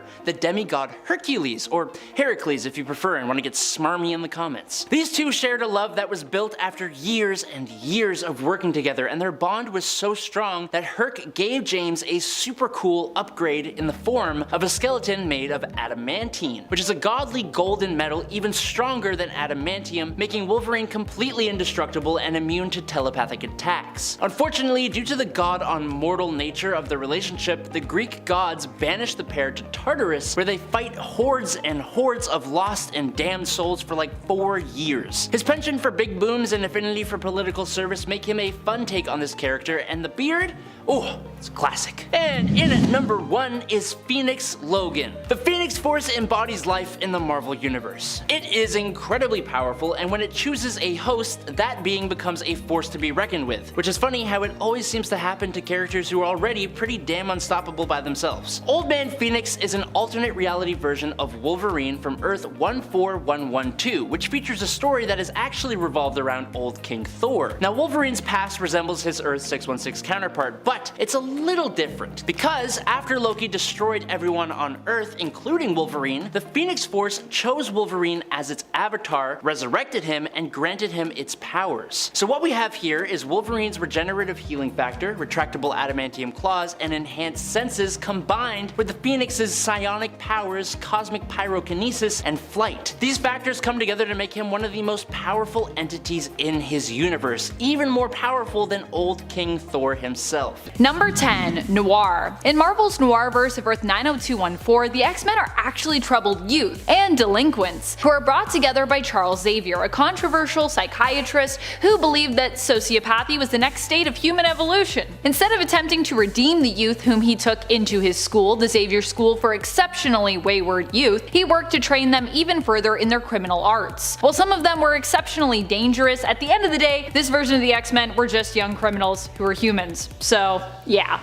But they did have guns, so there is that. Number 9. 1602. The X-Men of Earth 311 are surprisingly powerful for the time period in which they live, 1602. In this reality, mutants are instead called Witchbreed, and the team of X-Men are an Elizabethan reflection of the Earth 616 original team. Carlos Xavier is their teacher and head, while Scotius Summerisle is their leader and is joined by the ice-wielding Robert Trefusis, a beast like Henry McCoy, and the powerful telekinetic and telepath disguised as a boy, Jean Grey. Together, this team managed to help save their reality when a rift was caused due to all these heroes basically coming into existence so early, destabilizing it. In the end, Jean died from overuse of her powers, making her weaker than her 616 counterpart, but overall, the team is still pretty strong, especially for this time period, like I said. And friends, before we move on to our next spot, if you are loving this list and you want more lists like it, I don't know if there's 10 more alternate versions of the X-Men, but we can definitely do something in this realm. Be sure to let us know by giving this video a thumbs up. And also, go check out our Top 10 Nerd Elite, our new channel, and make sure you subscribe to that where we're gonna have lots of bonus content for you.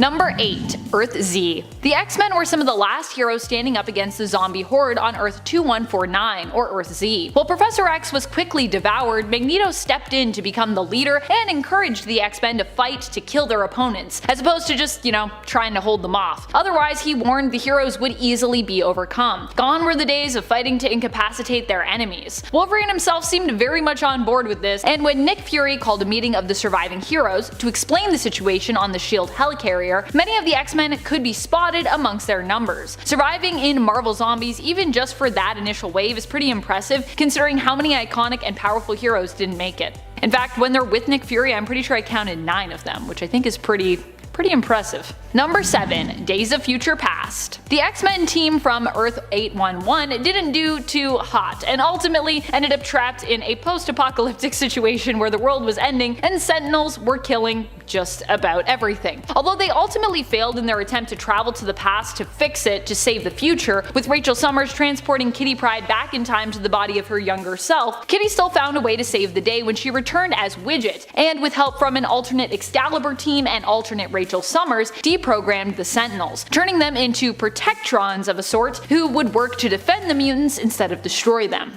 Basically, I feel like Days of Future Past is just powerful because of Kitty, but that's just my opinion. Anyways, Kitty's pretty powerful, Kitty and Rachel, so that's all we really need. Number 6. Ultimates, or Ultimates, if you will.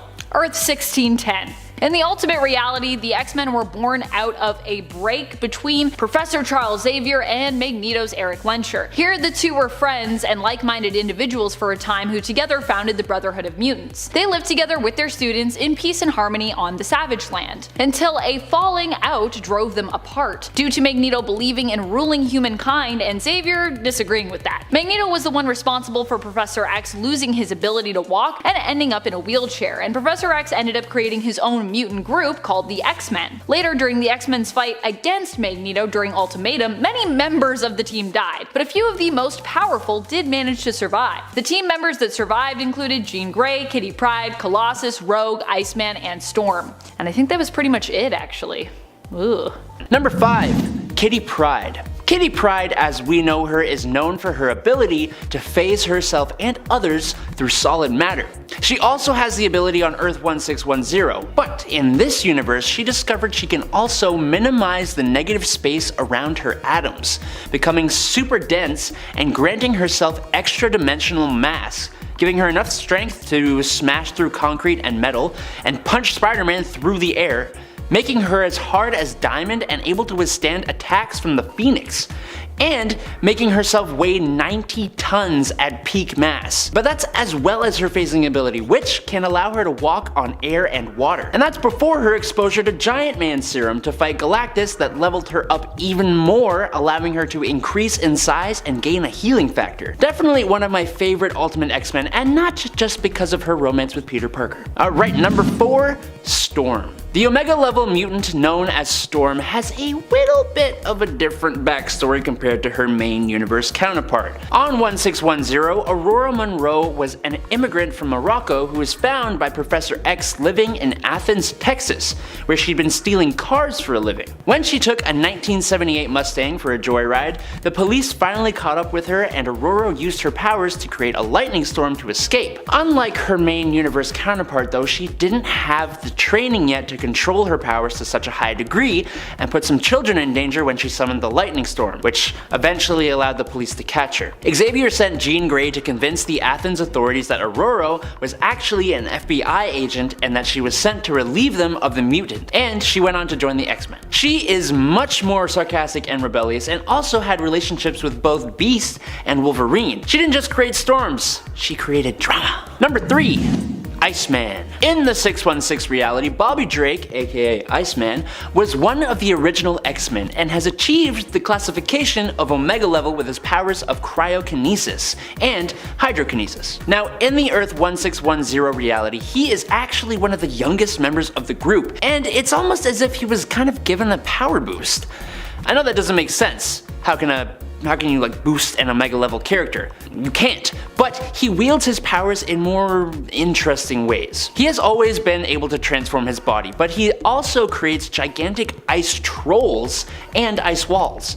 He's proven his worth by stopping a Weapon X invasion and the Ultimates all on his own. Professor Xavier himself has claimed that Iceman is one of the 3 most powerful X-Men, and he's probably not wrong. But I do gotta say, I don't know what they were thinking giving him the do-rag. I don't get it. Number 2, Professor X. In the Ultimate Universe, much like in the main one, Charles Xavier was the most powerful telepath on Earth, possessing vast psionic abilities and was known as one of the most powerful mutants ever. His mutant abilities give him telepathy, astral projection, and this version experiences some telekinetic skills as well, unlike his 616 version. He is also a genius with skills in surgery, therapy, and biochemistry. The only thing that I would say is both kind of a power boost and a bit of a caveat is the fact that while he's a good guy, he is also somewhat corrupt, or like very corrupt, as well as very manipulative. He willingly reads and messes with the minds of others, like Bobby Drake, who had a girlfriend when he first joined the X-Men who almost convinced him to leave the team, so Xavier erased her from Bobby's memory. It's kinda really messed up. He even created the mutant drug Banshee. Like, sure, he knows what he's doing is wrong, but that doesn't really make it okay, you know what I mean? And number 1, it's Jean Grey. Did you think it was going to be anyone else? As an extremely powerful telepath and telekinetic, she is already a pretty tough character to take on. But as almost all of us know, Jean Grey is the host for the Phoenix Force, and that still remains the case here on Earth 1610. Only, she seems to use even more of that power. Unleashing a small fraction of her power melted the armor of Apocalypse, but her full might against him tore him apart atom by atom, causing him so much pain Apocalypse begged her to stop. Apocalypse begged her to stop. As the Phoenix, she reversed time, read people's minds, saved the whole team multiple times, and took off into space, literally traveling to what was essentially heaven. There is a reason people fear Jean Grey, and the Phoenix Force gives them all the more reason to poop their pants. Number 10. Kristoff and Kadira Von Doom. Kristoff and Kadira Von Doom are the children of Storm and Dr. Doom. They come from the novel series X-Men The Chaos Engine, which is actually a trilogy, wherein we explore what would happen if 3 great villains took control of the Marvel Universe, creating their own version of a perfect world using the Cosmic Cube. It starts off with Doom's variation on this world. In this reality, Dr. Doom has made Storm his wife, and she rules by his side as his empress. The union of these powerful characters produces 2 children, Kristoff and Kadira. We can assume, of course, being the children of both Doom and Storm, that they would be physically, mentally, and demonstrably powerful when it came to their abilities, especially being raised by these 2 powerhouses. Also, if I wasn't clear about this is an alternate reality, so if you're like, when did this happen? It is not main continuity. And friends, before we move on to this next spot, if you are loving this list and you want more children of the X-Men, they have a lot of kids if we, surf through the multiverse, so we could do it for you. If you want that part 3, be sure to let us know by giving this video a thumbs up. Number 9. Nocturne. Nocturne is the daughter of Nightcrawler and Scarlet Witch. Obviously, not from the main continuity. In fact, Talia Wagner is known for being a part of a multiversal hero team, the Exiles. Nocturne is from the alternate reality of Earth 2182. In fact, back on her home reality, which first appeared in Millennial Visions, Talia is also known as a member of the X-Men team, fighting alongside her father, Nightcrawler, who is actually their field leader. She is a low-level telepath with incredible superhuman agility skills, the ability to wall crawl, and the ability to fire powerful brimstone hex energy bolts, something inherited from both her father and her mother. Nocturne's physical appearance is also similar to her father's, a bit demonic looking, and of course, blue. All my blue X-Men. Top 10 blue X-Men. Actually, I feel like there's a lot of X-Men that are blue. Or mutants that are blue, maybe? There's a lot of blue mutants, for sure. I don't know about X-Men team members. Number 8. Jimmy Hudson. Jimmy Hudson is the son of Wolverine from the alternate reality of Earth 1610. His powers are similar to his father's, but in this reality they're believed to work a little bit differently. As opposed to just being insane healing powers, Jimmy's power set in this universe as a mutant is believed to be based more in survival. So these powers aren't necessarily just about healing, but survival instincts and capability, meaning that Jimmy is just much better at surviving and evolving to survive than anyone else alive on the planet. And I mean that because in this reality, Wolverine eventually dies, so really Jimmy is the only one left alive who's really good at surviving. Jimmy Hudson has also been bonded to a poison before and gained control of his poison, which are basically alien-like beings resembling symbiotes in look and abilities, but ultimately a different alien race themselves, called poisons. So yeah. Jimmy is the son of Wolverine and Magneto's wife, Magda Lencher, although Wolverine urges him through a letter when the truth of his connection to Jimmy is revealed that he actually shouldn't focus too much on, who his biological parents are. Jimmy was raised by adoptive parents. His dad actually served with Logan in the war and agreed to look after Jimmy in his father's place, even giving the young boy his own family name. Hudson. Number 7. Esme. Esme is one of the main Stepford cuckoos. Well, I mean, I guess they're all pretty main, but you know what I mean. She's probably one of the most well-known if we're talking offhand about how many of the cuckoos you can name. Esme and the other cuckoos are basically like the children of Emma Frost, although as I've said before, not children that she had consensually. And I didn't say that before in this list, but if you've heard me talk about the Stepford cuckoos and their relation to Emma, yeah. Instead, these were lab babies basically made from Emma's eggs that were stolen from Emma while she was in a comatose state. Esme, like the other cuckoos, is kind of like a genetic clone as well as a child of Emma's, and Emma actually does consider the cuckoos to be like her daughters. She treats them as though they were her own flesh and blood, and often her own responsibility, kinda stepping in to like play mom sometimes, although she does give them freedom to make their own mistakes. I guess what I mean is Emma isn't known for being like a controlling kind of parent. She's like, I'm here when you need me, otherwise you do you. More recently in the comics, Esme, known for her diamond form and powerful telepathic abilities, teamed up and primarily dated young Cable. Well, Technically all the Cuckoos were dating him at one point, though I would say Esme was basically the main squeeze of young Cable, and the sister that he was most taken by while he was dating all of them. And if you're like, whoa, how did that happen? The Stepford Cuckoos, they share things because they're kind of like a hive mind. So they're like, we'll just all date this person. It's cool. Also Krakoa. Everyone's dating everyone. Number 6, Akahiro. Akahiro is the son of Wolverine and his wife Itsu. Unfortunately, before Akahiro was even born, his life took a turn for the worse. Along with inheriting his father's powers, I think he also inherited some of his tragic luck. Wolverine has the worst luck, I think. His mother Itsu was killed before she could give birth to him, assassinated. The child was believed dead, but in reality he had been cut from her womb and possibly, due to his inherited healing powers, miraculously survived. Although that's not clear, because usually your powers don't manifest until puberty, but sometimes your powers manifest when you're in the womb. I mean, look at Professor X with Cassandra Nova. Apparently that's a thing that happened. Akahiro would grow up and become a pawn of the villain known as Romulus. For most of his life, he'd also be known as Daken, a cruel nickname given to him when he was a child, being raised by his adoptive parents. The nickname was given to him because of his mixed race appearance, being part American and part Japanese. Though to be clear, his parents weren't the ones that gave it to him. It was people around his parents. Akahiro's powers are similar to Wolverine's, though his bone claws are a little bit different in terms of placement and appearance. Like his father, Akahiro is also known for being a skilled fighter as well. The apple does not fall far from the tree when it comes to fighting abilities. Number 5, Age of Apocalypse. In the alternate reality of Earth 295, known as the Age of Apocalypse, the X-Men were one of the final superhero teams standing against the villainous tyrant known as Apocalypse. Of course, because it's his age. In this reality, many other superhero teams were wiped out and Magneto became the leader of the X-Men in Charles Xavier's stead after Professor X was killed when Legion traveled back in time and attempted to end Magneto. Charles put himself in the way of the kill shot, thereby dying and erasing Legion from existence, while also creating the Age of Apocalypse reality, where Apocalypse attacked Earth years earlier than in the main timeline. While Magneto's X-Men roster from this reality would change over time, the original roster consisted of Iceman, Storm, Colossus, Jean Grey, Quicksilver, and Scarlet Witch, of course. Really the only X-Men team the once mutant children of Magneto have ever been on. Later on, the team would be joined by AOA Wolverine, known as Weapon X, and Rogue, who would later also become Magneto's lover and eventually wife in this reality. Number 4, Excalibur. Excalibur first appeared in Excalibur Special Edition number 1 by the legendary Chris Claremont and Alan Davis in December of 1987. They are a government-sponsored team of extraordinary mutants who fight for the people of jolly old England and their interests around the globe. The team is usually formed by British heroes and former members of the X-Men and was originally assembled with hopes to carry on Charles Xavier's dream and legacy, but their adventures usually deal with magical and interdimensional crises linked to the pocket dimension of Otherworld. The team right now is made up of Captain Britain Betsy Braddock and formerly Captain Britain Brian Braddock, Nightcrawler, Shadowcat, Phoenix, Magan, Captain Avalon, Gambit, Gloriana, Jubilee, Richter, and Shatterstar.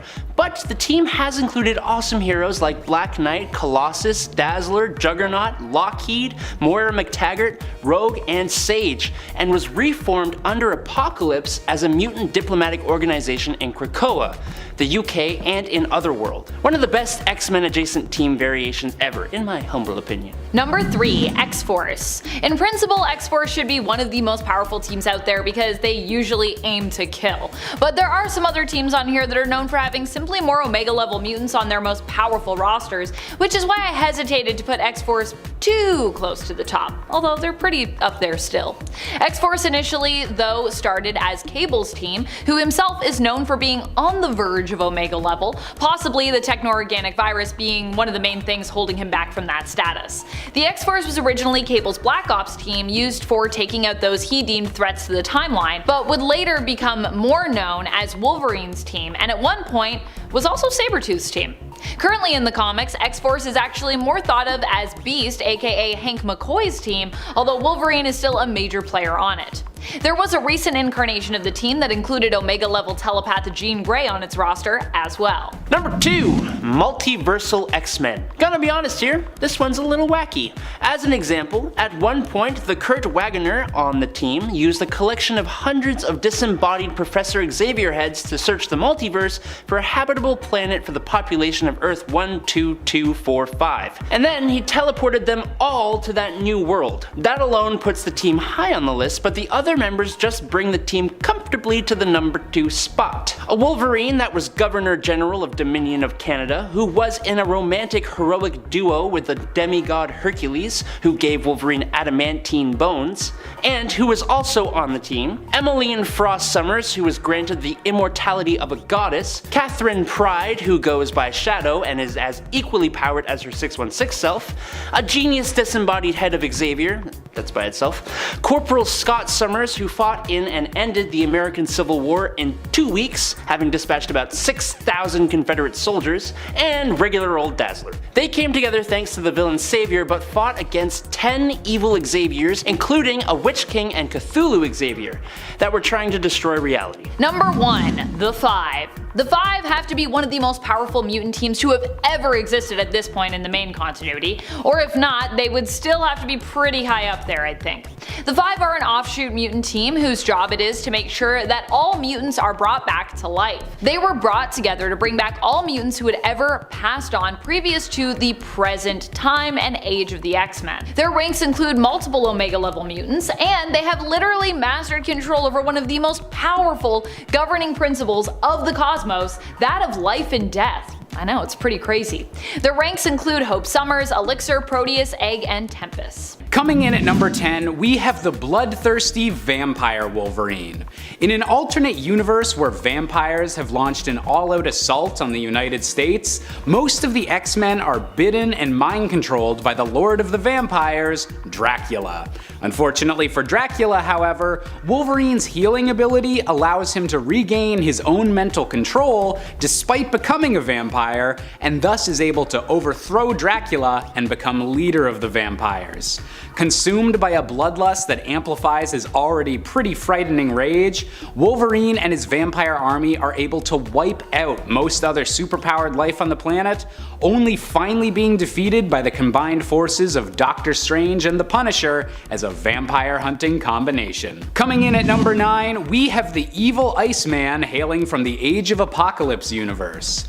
In a world where Apocalypse has taken over mutant kind and only Magneto and a few X-Men are capable of fighting back, the usually optimistic Bobby Drake was forged into a heartless warrior, giving him much stronger control of his ice powers than other depictions of Iceman, and becoming a living streak of ice that can travel instantaneously through water.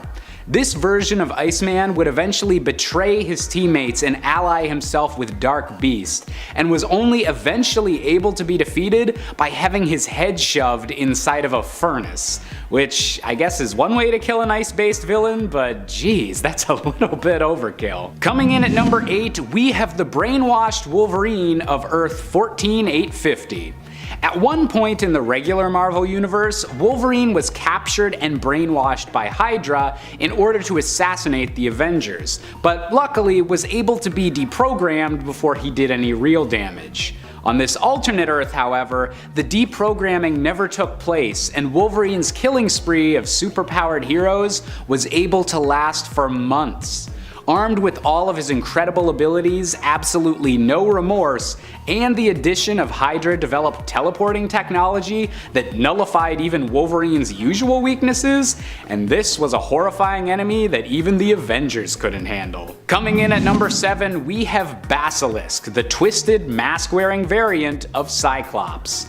On an alternate world where anti-mutant sentiment is somehow even higher than the regular Marvel universe, Scott Summers' backstory is made even more tragic. Killing 7 people, including his own parents when his powers first manifest, Cyclops is locked away in the prison Alcatraz and forced to wear a mask made of ruby quartz to control his laser vision. The evil governor of the prison even goes so far as to mutilate Cyclops and remove his eyelids, making the twisted basilisk mask the only method Scott has to control his deadly abilities, a favor that Cyclops would repay by killing the governor and launching a prison break that would eventually lead him back to this universe's X-Men. Coming in at number 6, we're taking a bit of a break from the comics with the Wolverine symbiote from the video game Spider-Man: Web of Shadows. In this game's story, Wolverine has traveled to New York City to deal with a growing symbiote infestation, and even briefly fights Spider-Man when he believes the wall crawler is actually Venom. Unfortunately for Wolverine, he finds himself overwhelmed by actual symbiotes on top of a church and attacks Spider-Man again as the Wolverine symbiote. With all of his usual healing abilities on top of all the usual symbiote enhancements, this version of Wolverine might just be the scariest he's ever been. Number 5. Cable. Cable is the son of Scott Summers, aka Cyclops, non-X member Madeline Pryor, who later becomes the villain known as the Goblin Queen, and another X-Man's, Jean Grey, who kind of becomes like an adoptive mother but who also possesses Madeline's memories of raising baby Christopher. Because comics. Cable is Nathan Christopher Charles Summers, often referred to as just Nathan Summers or really just Cable, although back in the day we did know him as Baby Christopher. Cable as a baby was kidnapped by Apocalypse and infected with the techno-organic virus. This is the only thing that makes him weak-ish, but really he is still amazingly strong as he can even fend off that virus, containing it to one side of his body using his psionic powers. That in and of itself is pretty impressive as the techno-organic virus is generally known for being, well, unstoppable. Even with his psionic powers mainly preoccupied, Cable is still a hard one to beat, as he has so many combatant-based skills that he brings to the table, and he is also an experienced time traveler besides. Number 4. Rachel Summers. Yes, get ready, because many of the most powerful X-Kids out there just happen to be Summers related, so yeah, get ready for that. Honestly, I've always wanted to do a video just to explain the complicated nature that is the Summers and Grey family tree, which honestly is a lot, and it's very timey-wimey. Rachel herself is one of those very complex kids of theirs. She is the daughter of Jean Grey and Scott Summers from the alternate Earth of 811. In that reality, she was made into a hound, a weapon used to hunt down mutants, even being one herself. Rachel is an extremely powerful telepath and telekinetic who also has the ability to chronoskim and manipulate time, even traveling through it. Rachel is also known for being an avatar of the Phoenix, at one time actually considered the true avatar for it, but then later having the power sort of dialed down to a mere echo of it. So she was no longer the true avatar, they were just like, you just have a thing, and it's not even like the real Phoenix Force, but it's like a version of it. Still, the seeming piece or echo of the Phoenix Force that resides within her has been known to flare up from time to time, or her connection to the Phoenix Force, however we want to see that, occasionally boosting Rachel to an off-the-charts level of power. But like I said, that doesn't happen all the time. Number 3. Hope Summers. Hope is the adopted daughter of Cable, who was originally known as the Mutant Messiah Baby. Cable saved Hope from Bishop, who basically wanted to destroy her. In Bishop's reality, the Mutant Messiah would end up causing the event that led to the oppression and persecution of mutants. However, in Cable's reality, the Mutant Messiah would grow up to become a savior, so you can see why these two were opposed on this topic. For the X-Men of Earth 616, the Mutant Messiah was the first new mutant to have been born since basically M-Day, and so she brought hope to the mutants of the 616 reality. Cable body slided with Hope to another time to raise her in safety. He would end up naming Hope after her adoptive mother, his love who died, Hope, and she got the Summers name from Cable himself. But although she looks a lot like Jean, she actually has no biological relation to the Summers or the Grey families, at least not that we know of. Hope's mutant abilities allow her to copy the powers of anyone within a certain range. Hope also gains access to these powers without struggling at all to use them, receiving them basically at their peak level and with the auto knowledge basically of how to use them. So if you're like, oh, she's gotta like figure it out, no, she's just like instant god mode with those powers basically. Number 2. Scarlet Witch. Wanda is known for being one of the most powerful beings in the Marvel Universe. She has used her powers to completely warp reality the world over, and her chaos magic has pulled off other immensely world-changing feats, such as flipping the alignment of all major heroes and villains in the comics during the events of Axis. Initially, her chaos magic powers were believed to be somewhat mutant in origin. In fact, they were kind of presented initially as like Jinx-like mystical mutant abilities during her first appearances. However, we've since learned that both Wanda and her superpowered brother Pietro, aka Quicksilver, were never really mutants at all, nor were they related to Magneto. However, they still spent a good amount of their life around Magneto, who secretly believed them to be his children, and then another good amount of time thinking that he was their actual father, until it was revealed that this was all due to manipulation by the High Evolutionary. High Evolutionary just coming in and messing pretty much everybody up when it comes to their backstories and origins. Wanda herself has never really gotten along with the X-Men, especially since the events of M-Day, but she is still considered, I think, a part of Magneto's family, and a powerful one at that, regardless of her status as a mutant or a non-mutant. I know there are some people out there that want to be like, it never happened, but like, they still spent a lot of time together thinking that they were family, so I think we can still count it, friends. Also, make Wanda a mutant again. Do it. Make it happen. Give me Wanda and Quicksilver back. Number 1. X-Man. X-Man is Nathaniel Grey, the lab-born child made by combining the genetic materials of both Jean Grey and Cyclops. So basically like Cable, but if he had been made perfectly by villain Mr. Sinister. He actually hails from the alternate reality of AOA, Age of Apocalypse, Earth 295. Here, Sinister created him to use as his own weapon, but of course, Nate being so powerful, managed to escape Sinister and instead ended up being raised by Forge of Earth 295. He is considered one of the most powerful mutants of all time, which would also make him one of the most powerful children of the X-Men out there. Nate can warp reality, resurrect the dead, resurrect himself, travel to alternate Earths and dimensions, and even manipulate the time stream. He is basically the most OP of characters when it comes to the Marvel Universe. And if you've seen artwork of him, you will probably recognize him as someone who looks like mutant Jesus, which yes, he is god level, so that is the point. Number 10. X-Men 1602. You know I gotta talk about this Neil Gaiman and Marvel collaboration yet again. One of the central conflicts within Marvel's 1602 story is the subject of witchbreed, in other words, mutants. This story takes the adversity that the regular X-Men face in modern times and amplifies it to about 10, having the mutants be the main victims of this timeline's Spanish Inquisition. Mutants are hunted down and treated in the most horrible medieval ways. Standing against this horrible treatment were a version of the X-Men led by Carlos Javier, or this Earth's King Charles I, who refers to them as Mutantur, or Changing Ones. The team was made up of Warner, aka the Angel, Henry Hal McCoy, Brother Petros and Sister Wanda, Scotius Summerisle, Roberto Trefusis, and the wee apprentice John Grey. Now, this may be a basic team of X-Men, but all of these characters are very powerful in their own right, and in an Elizabethan world that can barely even comprehend them, with limited technology to even oppose them, they're even more powerful in retrospective. Number 9. Giant Size Little, or Earth 71912. Formerly known editorially as the X-Babies, the X-Men of Earth 71912 are an alternate multiversal version of the X-Men as created by Scotty Young and Guri Hiro. Young's take on the Marvel Universe generally sees famous teams reinvented as little kids, like in his original take on Avengers vs. X-Men, where baby teams of Avengers and X-Men fight one another over a teddy bear named Bucky Bear. While they were once babies, this X-Men team has seemingly grown up a little bit at least, appearing as young children now. We also see this version of the X-Men and various mutant heroes and villains appearing in the Infinity comic written by Scotty Young, Giant Size Little Marvels, with art by Dax Gordine.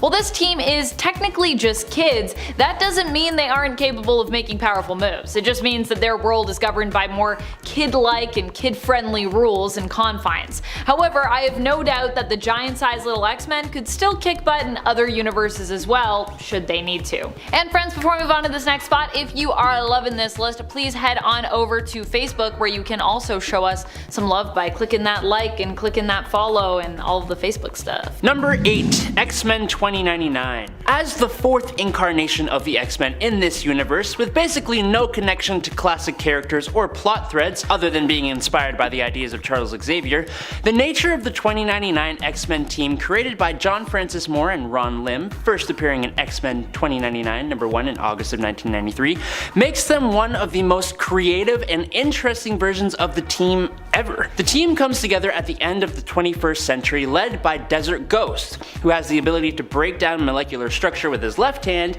and heal even lost limbs with his right hand. He had a vision for a new future for mutant kind, and his team is made up of completely new characters like Cerebra, who has the abilities of Cerebro basically, and the ability to manipulate a person's nervous system, or Skullfire, who had ambient energy particle absorption. All the members of this X-Men team have unique powers to take on the grim corporate rule future of this timeline. Number 7. Marauders. Marauders has to be one of my favorite X teams we've had in a long time. They weren't always so amazing and heroic though. The Marauders was initially a name taken by Mr. Sinister's band of mutants, who were pretty evil. The same mutants behind the Mutant Massacre, where many Morlocks were killed, and Angel, one of the original X-Men, got properly messed up. Poor angel. Recently though, the Marauder's name was reclaimed by Kitty Pryde, now known as Captain Kate Pryde, the Hellfire Trading Company's Red Queen. Kate leads her Marauders team in an effort to fight mutant injustices the world over. Where there are mutants who are being kept from Krakoa or oppressed, her and the Marauders fight to free them.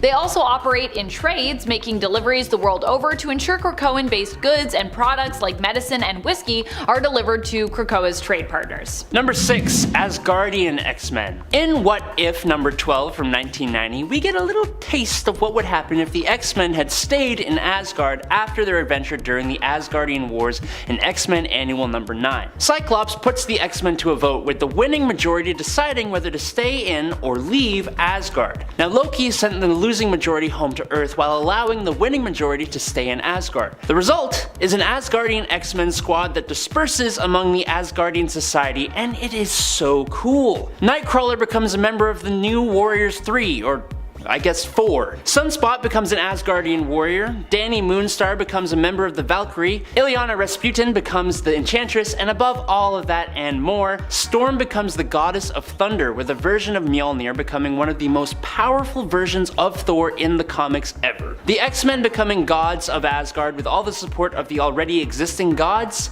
Helheim, yes.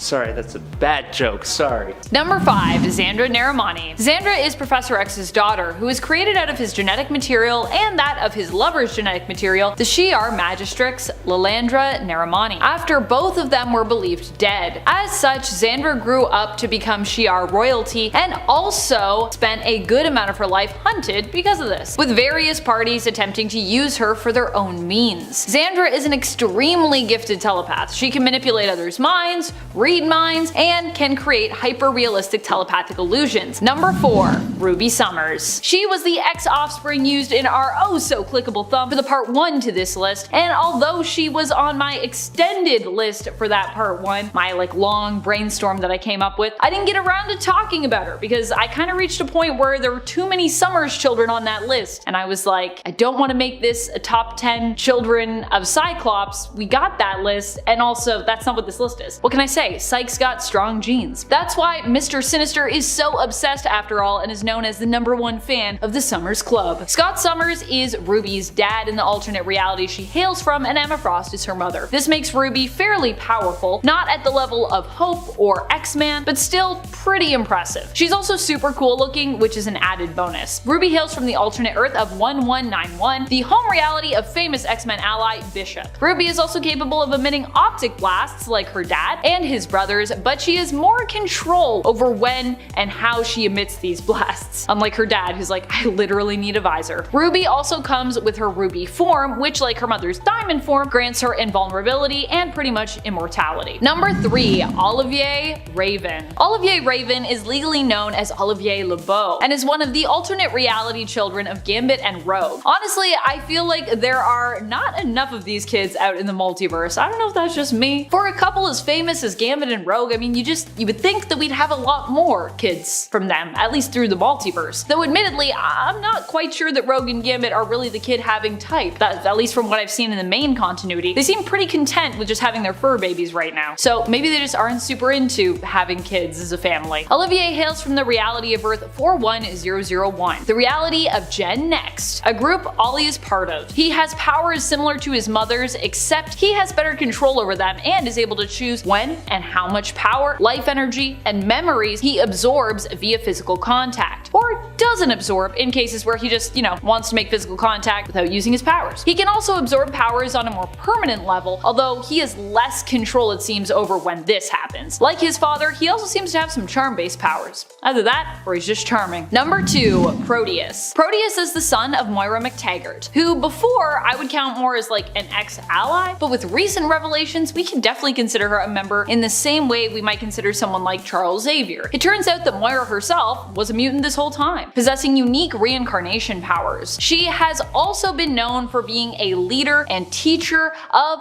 X-Men groups before, including the time when she led a team that Professor X then recruited, sending them into Krakoa to rescue the original X-Men. Not Krakoa as we know it now, but Krakoa as it was back in the day when it was like a monster island. Proteus is Kevin McTaggart, son of Joseph and Moira McTaggart. He is currently one of the 5 on Krakoa, and his powers as part of that team are mainly used to warp reality, allowing the non-viable eggs that Egg, formerly known as Gold Balls, produces to become viable for life. These eggs are then used to grow new versions of fallen mutants. Proteus is an Omega level mutant who requires hosts to survive. Initially, Kevin had a body, but now he's basically just pure energy. The hosts he controls and feeds off of eventually are exhausted and killed by that energy drain, making him not just a powerful psionic mutant, but also a powerful energy vampire as well, unintentionally. Number 1. Legion. Legion is the son of Professor Charles Xavier that was conceived when he had a love affair with Gabrielle Haller, which is where Legion gets his legal last name, as his given name is David Haller. Legion is so powerful because he suffers from a severe dissociative identity disorder, where he has more than 100 personas residing within him. Each persona has a number, many of names, and they each have their own specific power set that show up whenever they take over. Because of this, there is almost nothing that Legion isn't capable of. He can manipulate matter and time. We've seen him time travel and completely warp reality as a result of his possible abilities. He also has some pretty powerful hair, which I gotta say, I'm happy that he still rocks even now in the current modern day comics. He's still got that sweet hair. So tall. Number 10. Bloodstorm. Now, Storm is already mistress of the elements, so quite powerful and quite interesting. But what happens when she becomes a vampire? Now, this has happened briefly in main continuity, but in the Mutant X universe, it became a permanent change. The Mutant X comic series was published from 1998 to 2001, and as mentioned, it saw a very different Storm. This was after she was bitten by Dracula. Here, she was not saved, but instead became a full-fledged creature of the night. She, of course, had vows not to kill, so she had the vampire dilemma, which she solved by hiring some of her former teammates to let her drink from them, like Kitty Pryde. She would eventually leave the X-Men and join a team called the Six. She also turns Gambit into a vampire, even though she warns him he'll regret it, and he does. Spoilers. Listen when people warn you. Bloodstorm became a breakout character of this series. Number 9. New Sun Gambit. Speaking of Gambit, let's take a look at one of his alternate versions. This is New Sun Gambit, and he hails from Earth 9921. Gambit actually has enormous power potential that was quashed by Mr. Sinister in the main continuity, but that continuity is not all. In this other universe, he was trained to use his abilities even before he had them, and then when this was combined with his full potential and a mystic ceremony, he became something else altogether. The only thing is, the awakening of all these abilities would create a shockwave that would destroy his Earth, forcing him to travel around, and of course he ended up on the 616 Earth, where he ended up befriending Gambit and trying to help him along his way, but didn't tell him who he was. It was after his reveal and Gambit's subsequent disgust that he changed his name to New Sun. Some fans like seeing the full unleashed potential on display of Gambit. Number 8. Basilisk. Not all alternate versions that people like have happy outcomes. Case in point, Basilisk from Earth 11326, an Earth also known as Age of X. Here, Cyclops was incarcerated in a mutants-only facility after the manifestation of his powers as a teenager killed several people, including his parents. He captured the attention of the prison warden Arcade because of his power set, so he made him this very special mask. It looks a lot like the Skull mask from Persona 5, and it's something that people like about this character. In fact, for many, it's what makes him cooler. It is a very menacing-looking mask. Now, a lot of this universe had to do with Legion, one of its personalities, and manifesting another world. So for some, it was just a cool concept in general. The mask looked great. Love the mask. Number 7. Soldier Supreme. Here we have an amalgamated character. From Warp World. This was the universe that was created when Gamora had the Infinity Gauntlet, put everybody's souls into the Soul Gem, and then folded that universe in half. As a result of this, the characters were merged and fused together. So you have Marvel characters smushed, and one of those was Captain America, Steve Rogers, and Doctor Strange, Stephen Strange. So I mean, they kind of already had the same name, just spelled differently, so it made it a bit easier. Back there, Dr. Stephen Rogers, but now with a PH. Their stories actually don't fuse too badly. It's World War II, and Stephen Steven Rogers is contracted for a super secret soldier experiment, only it turns out it's a cover for a mystical ceremony instead of for, the scientific one that he actually undergoes. But these mystic rituals still end up enhancing his strength and allowing him to connect with the occult, and he becomes Soldier Supreme. So he has Cap's cowl, but he still has like a mustache. And he was actually one of the heroes who objected to Warp World being completely destroyed at the end of the arc by Adam Warlock. So Warlock found a way to let it still exist and let these characters still exist. It was one of those loopholes. Steven Rogers did that and kept being a hero. Number 6, Old Man Logan. Would any of our nerd lists be complete without mentioning Old Man Logan?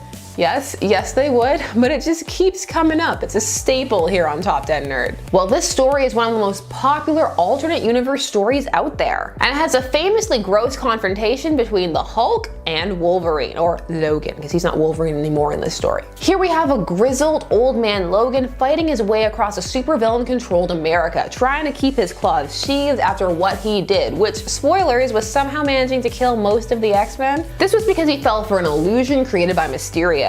This is a must-read for many fans and a fave Wolverine story for others. Coming in at number 5, we have the Ultimate Universe version of Jamie Madrox, aka Multiple Man.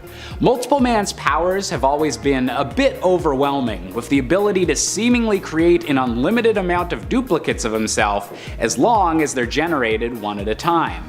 In the Ultimate Universe, however, this power was pushed beyond its limits when Jamie allied himself with the Brotherhood of Mutants and created tens of thousands of bomb-wielding versions of himself with no regard for his own life. While the Ultimatum event featured many shocking moments, few are as existentially disturbing as literal thousands of clones strapping explosives to themselves just to wipe out several superhero bases. Coming in at number 4, we have the possessed Professor X from Earth 6141. During the event known as M-Day, when Scarlet Witch wiped out most of mutant kind, the extremely powerful telepath known as the Shadow King was able to escape the loss of his powers by transferring his mind through the multiverse to the alternate world of Earth 6141, where he was able to successfully possess the mind of this world's Charles Xavier before the X-Men were even formed. Combining both of their telepathic might, this version of Xavier turned all of his students into perfect killing machines and placed them firmly under his psychic control, getting them to kill any superheroes who tried to interfere in the Shadow King's schemes. While eventually defeated by the team known as New Excalibur, this group of Shadow X-Men left their world shaking in terror. Coming in at number 3, we have the vampire variant of Storm, aka Bloodstorm. In an alternate reality where Storm was bitten by Dracula before discovering the X-Men, Storm came to Charles Xavier for help with her condition. Unfortunately, her bloodlust was too strong and she wound up feasting on both the Professor and Beast. Horrified at what she'd done, this version of Storm would eventually try and redeem herself after she found herself as part of an invasion force attacking the main Marvel universe. While she eventually bonded and made amends with the Beast of this dimension, her combination of weather controlling and vampire powers made Bloodstorm one of the more powerful X-Men variants that the regular X-Men have ever had to face. Coming in at number 2, we have one of the most powerful enemies the X-Men have ever seen with Brother Mutant. On Earth 127, a male variant of the Scarlet Witch, known as the Scarlet Warlock, attempted to cast a spell that would transfer Wolverine's adamantium skeleton to Magneto, thus giving Magneto an incredible power boost given his magnetic abilities. However, something with the spell went wrong, and the Scarlet Warlock, Wolverine, Magneto, Quicksilver, and the villain Mesmero were all merged into a singular being known as Brother Mutant. With all 5 of these mutants' powers combined into one villainous figure, Brother Mutant was such a powerful threat that a multiversal team of Wolverines had to be assembled specifically to stop him, just to ensure that all of that power wasn't unleashed on the rest of the Marvel multiverse. And finally, coming in at our top spot, we have the one and only Magneto from the Ultimate Universe. Unlike a lot of the other entries on this list, this Magneto variant doesn't have any additional powers or physical mutations to make him even more intimidating, but rather is terrifying just because of his sheer willpower.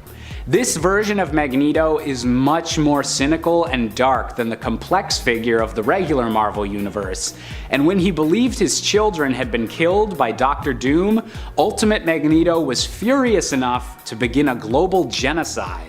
Switching the polarity of Earth's poles with his magnetic powers and beginning the incredibly controversial event known as Ultimatum, this version of Magneto caused the deaths of millions of people and dozens of beloved superheroes, and was only finally able to be stopped when Cyclops put him out of his misery with a laser blast to the head. Coming in at number 10 is Dark Claw. So, what happens if you take Logan Howlett and Bruce Wayne and just mash them up together? You subtract Robins, add some Canada, carry the two, and you'll find you get Logan Wayne. This awesome character is from the amalgam universe of Earth 9602. Obviously, Bruce Wayne has no actual powers of his own unless you count his undeniable skill, so most of the abilities belonging to Logan Wayne come from his Wolverine half. A massively powerful regenerative healing factor, slowed aging, superhuman senses, plus his healing factor and adamantium skeleton allow him to have a degree of super strength. But thanks to his Wayne half of things, Dark Claw is a master detective and master of martial arts, stealth, acrobatics, and intimidation. After he witnessed the passing of his parents, Logan went to live with his uncle up in Alberta, Canada, who then also lost his life to poachers. So yes, this is still as dark as both Bruce and Logan's backstories. He then went to kick it with some nuns and then joined up with the Canadian Air Force. Now after this, at some point, he joined the Weapon X program and learned of his mutation and gained his claws alongside his incredibly dangerous rival, Creed H. Quinn, who would become a saber-toothed Joker hybrid named Hyena. Logan Wayne would go back to New Gotham City, where he decided to avenge his parents' and uncle's deaths by donning the costume and name of Dark Claw. Number 9. Sideburns. When Galactica, the daughter of Galactus, is looking for her next meal in issue 1 of her self-titled comic, she finds Earth, a lovely little morsel of a planet teeming with scrumptious life. But while looking at her dinner, she happens to notice Wolverine, a mutant who can seemingly regenerate from anything. I mean, there's also Deadpool, but whatever. Realizing his mutant regenerative abilities, she formulates an idea of using a bit of his harvested DNA with a bit of celestial power to create Sideburns, the regenerating planet. A planet-sized Wolverine that would grow back after each meal, giving the World Devourer billions and billions of years of meals. Unfortunately, she just as quickly realizes that a planet made up of Canadian mutant DNA like this, prone to drinking beer over anything else, and with predilection to being feral, would be highly unstable. Unfortunate, because I'd love to see this guy floating around through the galaxy. Number 8. House of M Wolverine. Now to be clear, technically this version of Wolverine is just regular old 616 Wolverine, since unlike other characters in this Scarlet Witch created reality, Wolverine retains all of his old memories, which gives him a distinct advantage in this world. But outside of his story-serving memories, before he regains those memories, this Wolverine was a member of Magneto's Red Guard, which saw him have additional training as a SHIELD operative, adding extra skill to a character who is hard to even scratch on a villain's best day. Also, in this reality, Logan has himself a little relationship with Mystique, unlike his alternates who seem to always be pining after Jean Grey. Is this an advantage over regular Wolverine? Depends on your taste. Number 7. Vampire Wolverine. In What If number 24, thanks to his healing factor, Wolverine is actually immune to being turned into a vampire from just a regular old bite, which allows him to be the best one suited to bring down the threat of vampires themselves. But when he finally takes down Dracula, he actually decides to have a little snack on the dead vampire, which does turn the mutant into not just a vampire, but the new vampire king. The fact that Vampire Wolverine is a vampire means that his strength and speed are enhanced to vampiric levels. On top of that, he has an evil personality that is fueled by the character's desire to drain the blood of the living. Now couple that with his already somewhat feral personality, his healing factor, adamantium skeleton, and the vampire trait of immortality, and he is very dangerous compared to the usual Wolverine. Number 6. Ultimate Wolverine. I'm gonna be honest, this version of Wolverine is a bit alarming in terms of his morals and preferences, and just his behavior in general is just a bit less heroic than his 616 counterpart. But despite that, it is hard not to admit that he is quite the powerful character. His healing factor is a bit different than his prime version and is called a survival factor. That means he can survive being torn in half, departed from his head, and even blown up by a nuclear explosion. He can also detect lies and still has an adamantium skeleton. He was trained by Weapon X as an emotionless assassin, but when the Brotherhood hired him to take out Xavier, he proves he is more than just muscle, overcoming his brainwashing and joining the X-Men. Although, it may have only been just because he fell in love with the teenage Jean Grey when he was like 30 years old, which is a little uncomfortable. Number 5. Jean Grey, Earth 7642. This alternate version of Jean comes to us from a Marvel and DC crossover universe assigned the number Earth 7642. In fact, after her initial appearance, Jean from this universe would also appear in stories pertaining to her past in a crossover with the Wildcats, who were over at Image at the time. So just all the crossovers really. In this reality, Jean does become the Dark Phoenix, wipes out a star, and then takes her own life, much like in the main continuity version of the story. But instead of that not being the real Jean and learning that she was actually alive but hidden underwater, in this universe, Jean is resurrected by Darkseid, who intends to use her in his pursuit of the anti-life equation. The Teen Titans and the X-Men team up to defeat Darkseid and Jean, who then recovers her memory of her life before she was Dark Phoenix and turns on Darkseid, once more sacrificing herself to save everyone else. Ain't that just the way? Number 4. Apocalypse. In Age of Apocalypse, in the reality of Earth 295, Jean ends up eventually taking on the mantle of Apocalypse. While she perished in this reality shortly after that happened, it's basically because she sacrificed herself in order to protect other people. As I said, that always happens. Jean Grey was so powerful as Apocalypse that she even managed to hold on to her own personality, but she could feel that influence of her new role working to change her, as she expressed that she did feel intensely arrogant, which might also be why she was cool going out the way that she did in the end. Cause you know, I feel like Jean wouldn't want to be fully taken over by that force. Number 3. God Level Phoenix. This version of Jean comes to us from one of the short stories featured in X-Men Millennial Visions 2000. In the story by the maker, we learn that Jean is one of the few to survive both Deathbird and Magneto's attack. Unable to stand against them as they are, the X-Men turn to a device Forge created to evolve them further, giving them basically godlike abilities, or raising their abilities to become godlike, perhaps I should say. Jean, as her power-up, gains full and complete control over the Phoenix, making her more powerful than ever before. Definitely not a hero you'd want to go up against, though I honestly wouldn't want to go up against Rogue either in this reality, who you just need to be within a mile of to have your powers and life energy drained, which sounds pretty scary, at least if she has any skin exposed. Number 2. Zorn. While she might not have gone dark or taken the powers of Apocalypse, Jean as Zorn from the alternate reality of Earth 13729 is just all around one of the most powerful Jeans in the multiverse, in my humble opinion. Her powers are like her main counterpart but improved, making her one of the strongest all-around alternates out there. Of course, even then, like most alternate versions of Jean, and even main Jean, Zorn still perished in the end. In X-Men Battle of the Atom issue number 2, we learn that Jean's powers are so great that not even she can apparently handle them, and during the all-out brawl with all the other X-Men and alternate X-Men, she overloads and ends up exploding, creating a massive explosion all around her and leaving nothing left of her own corpse except for her Zorn mask. Number 1. Phoenix/Dark Phoenix. I really wanted to make Zorn my number 1 most powerful alternate Jean, but then I remembered that technically both Phoenix and the Dark Phoenix personas we saw in the comics were not really Jean in the main continuity, which would make Phoenix an alternate as well, albeit a one who we thought at the time was the main Jean and who existed in the main continuity still, living in effect as Jean. Dark Phoenix was powerful enough to destroy a whole planet and the whole Dabari race, which I believe amounted to, I think, billions of lives lost. Later, after sacrificing herself to save everyone from her own darkness, it was revealed that Dark Phoenix wasn't really Jean, but in fact a Jean duplicate created by the Phoenix Force, which used Jean's body and mind as blueprints to create a more powerful version of her while she rested safely beneath Jamaica Bay. So Phoenix and Dark Phoenix both are Jean, but at the same time aren't, which would classify Phoenix as an alternate version technically, and definitely one of the most powerful alternates out there as such. In fact, the creation of that retcon is pretty cool because apparently that retcon had to be created because they wanted to, if they were gonna bring Jean back, make her not guilty for any of the bad stuff she did as Dark Phoenix. So they basically had to make it so that that Jean wasn't the real Jean, which is pretty wild.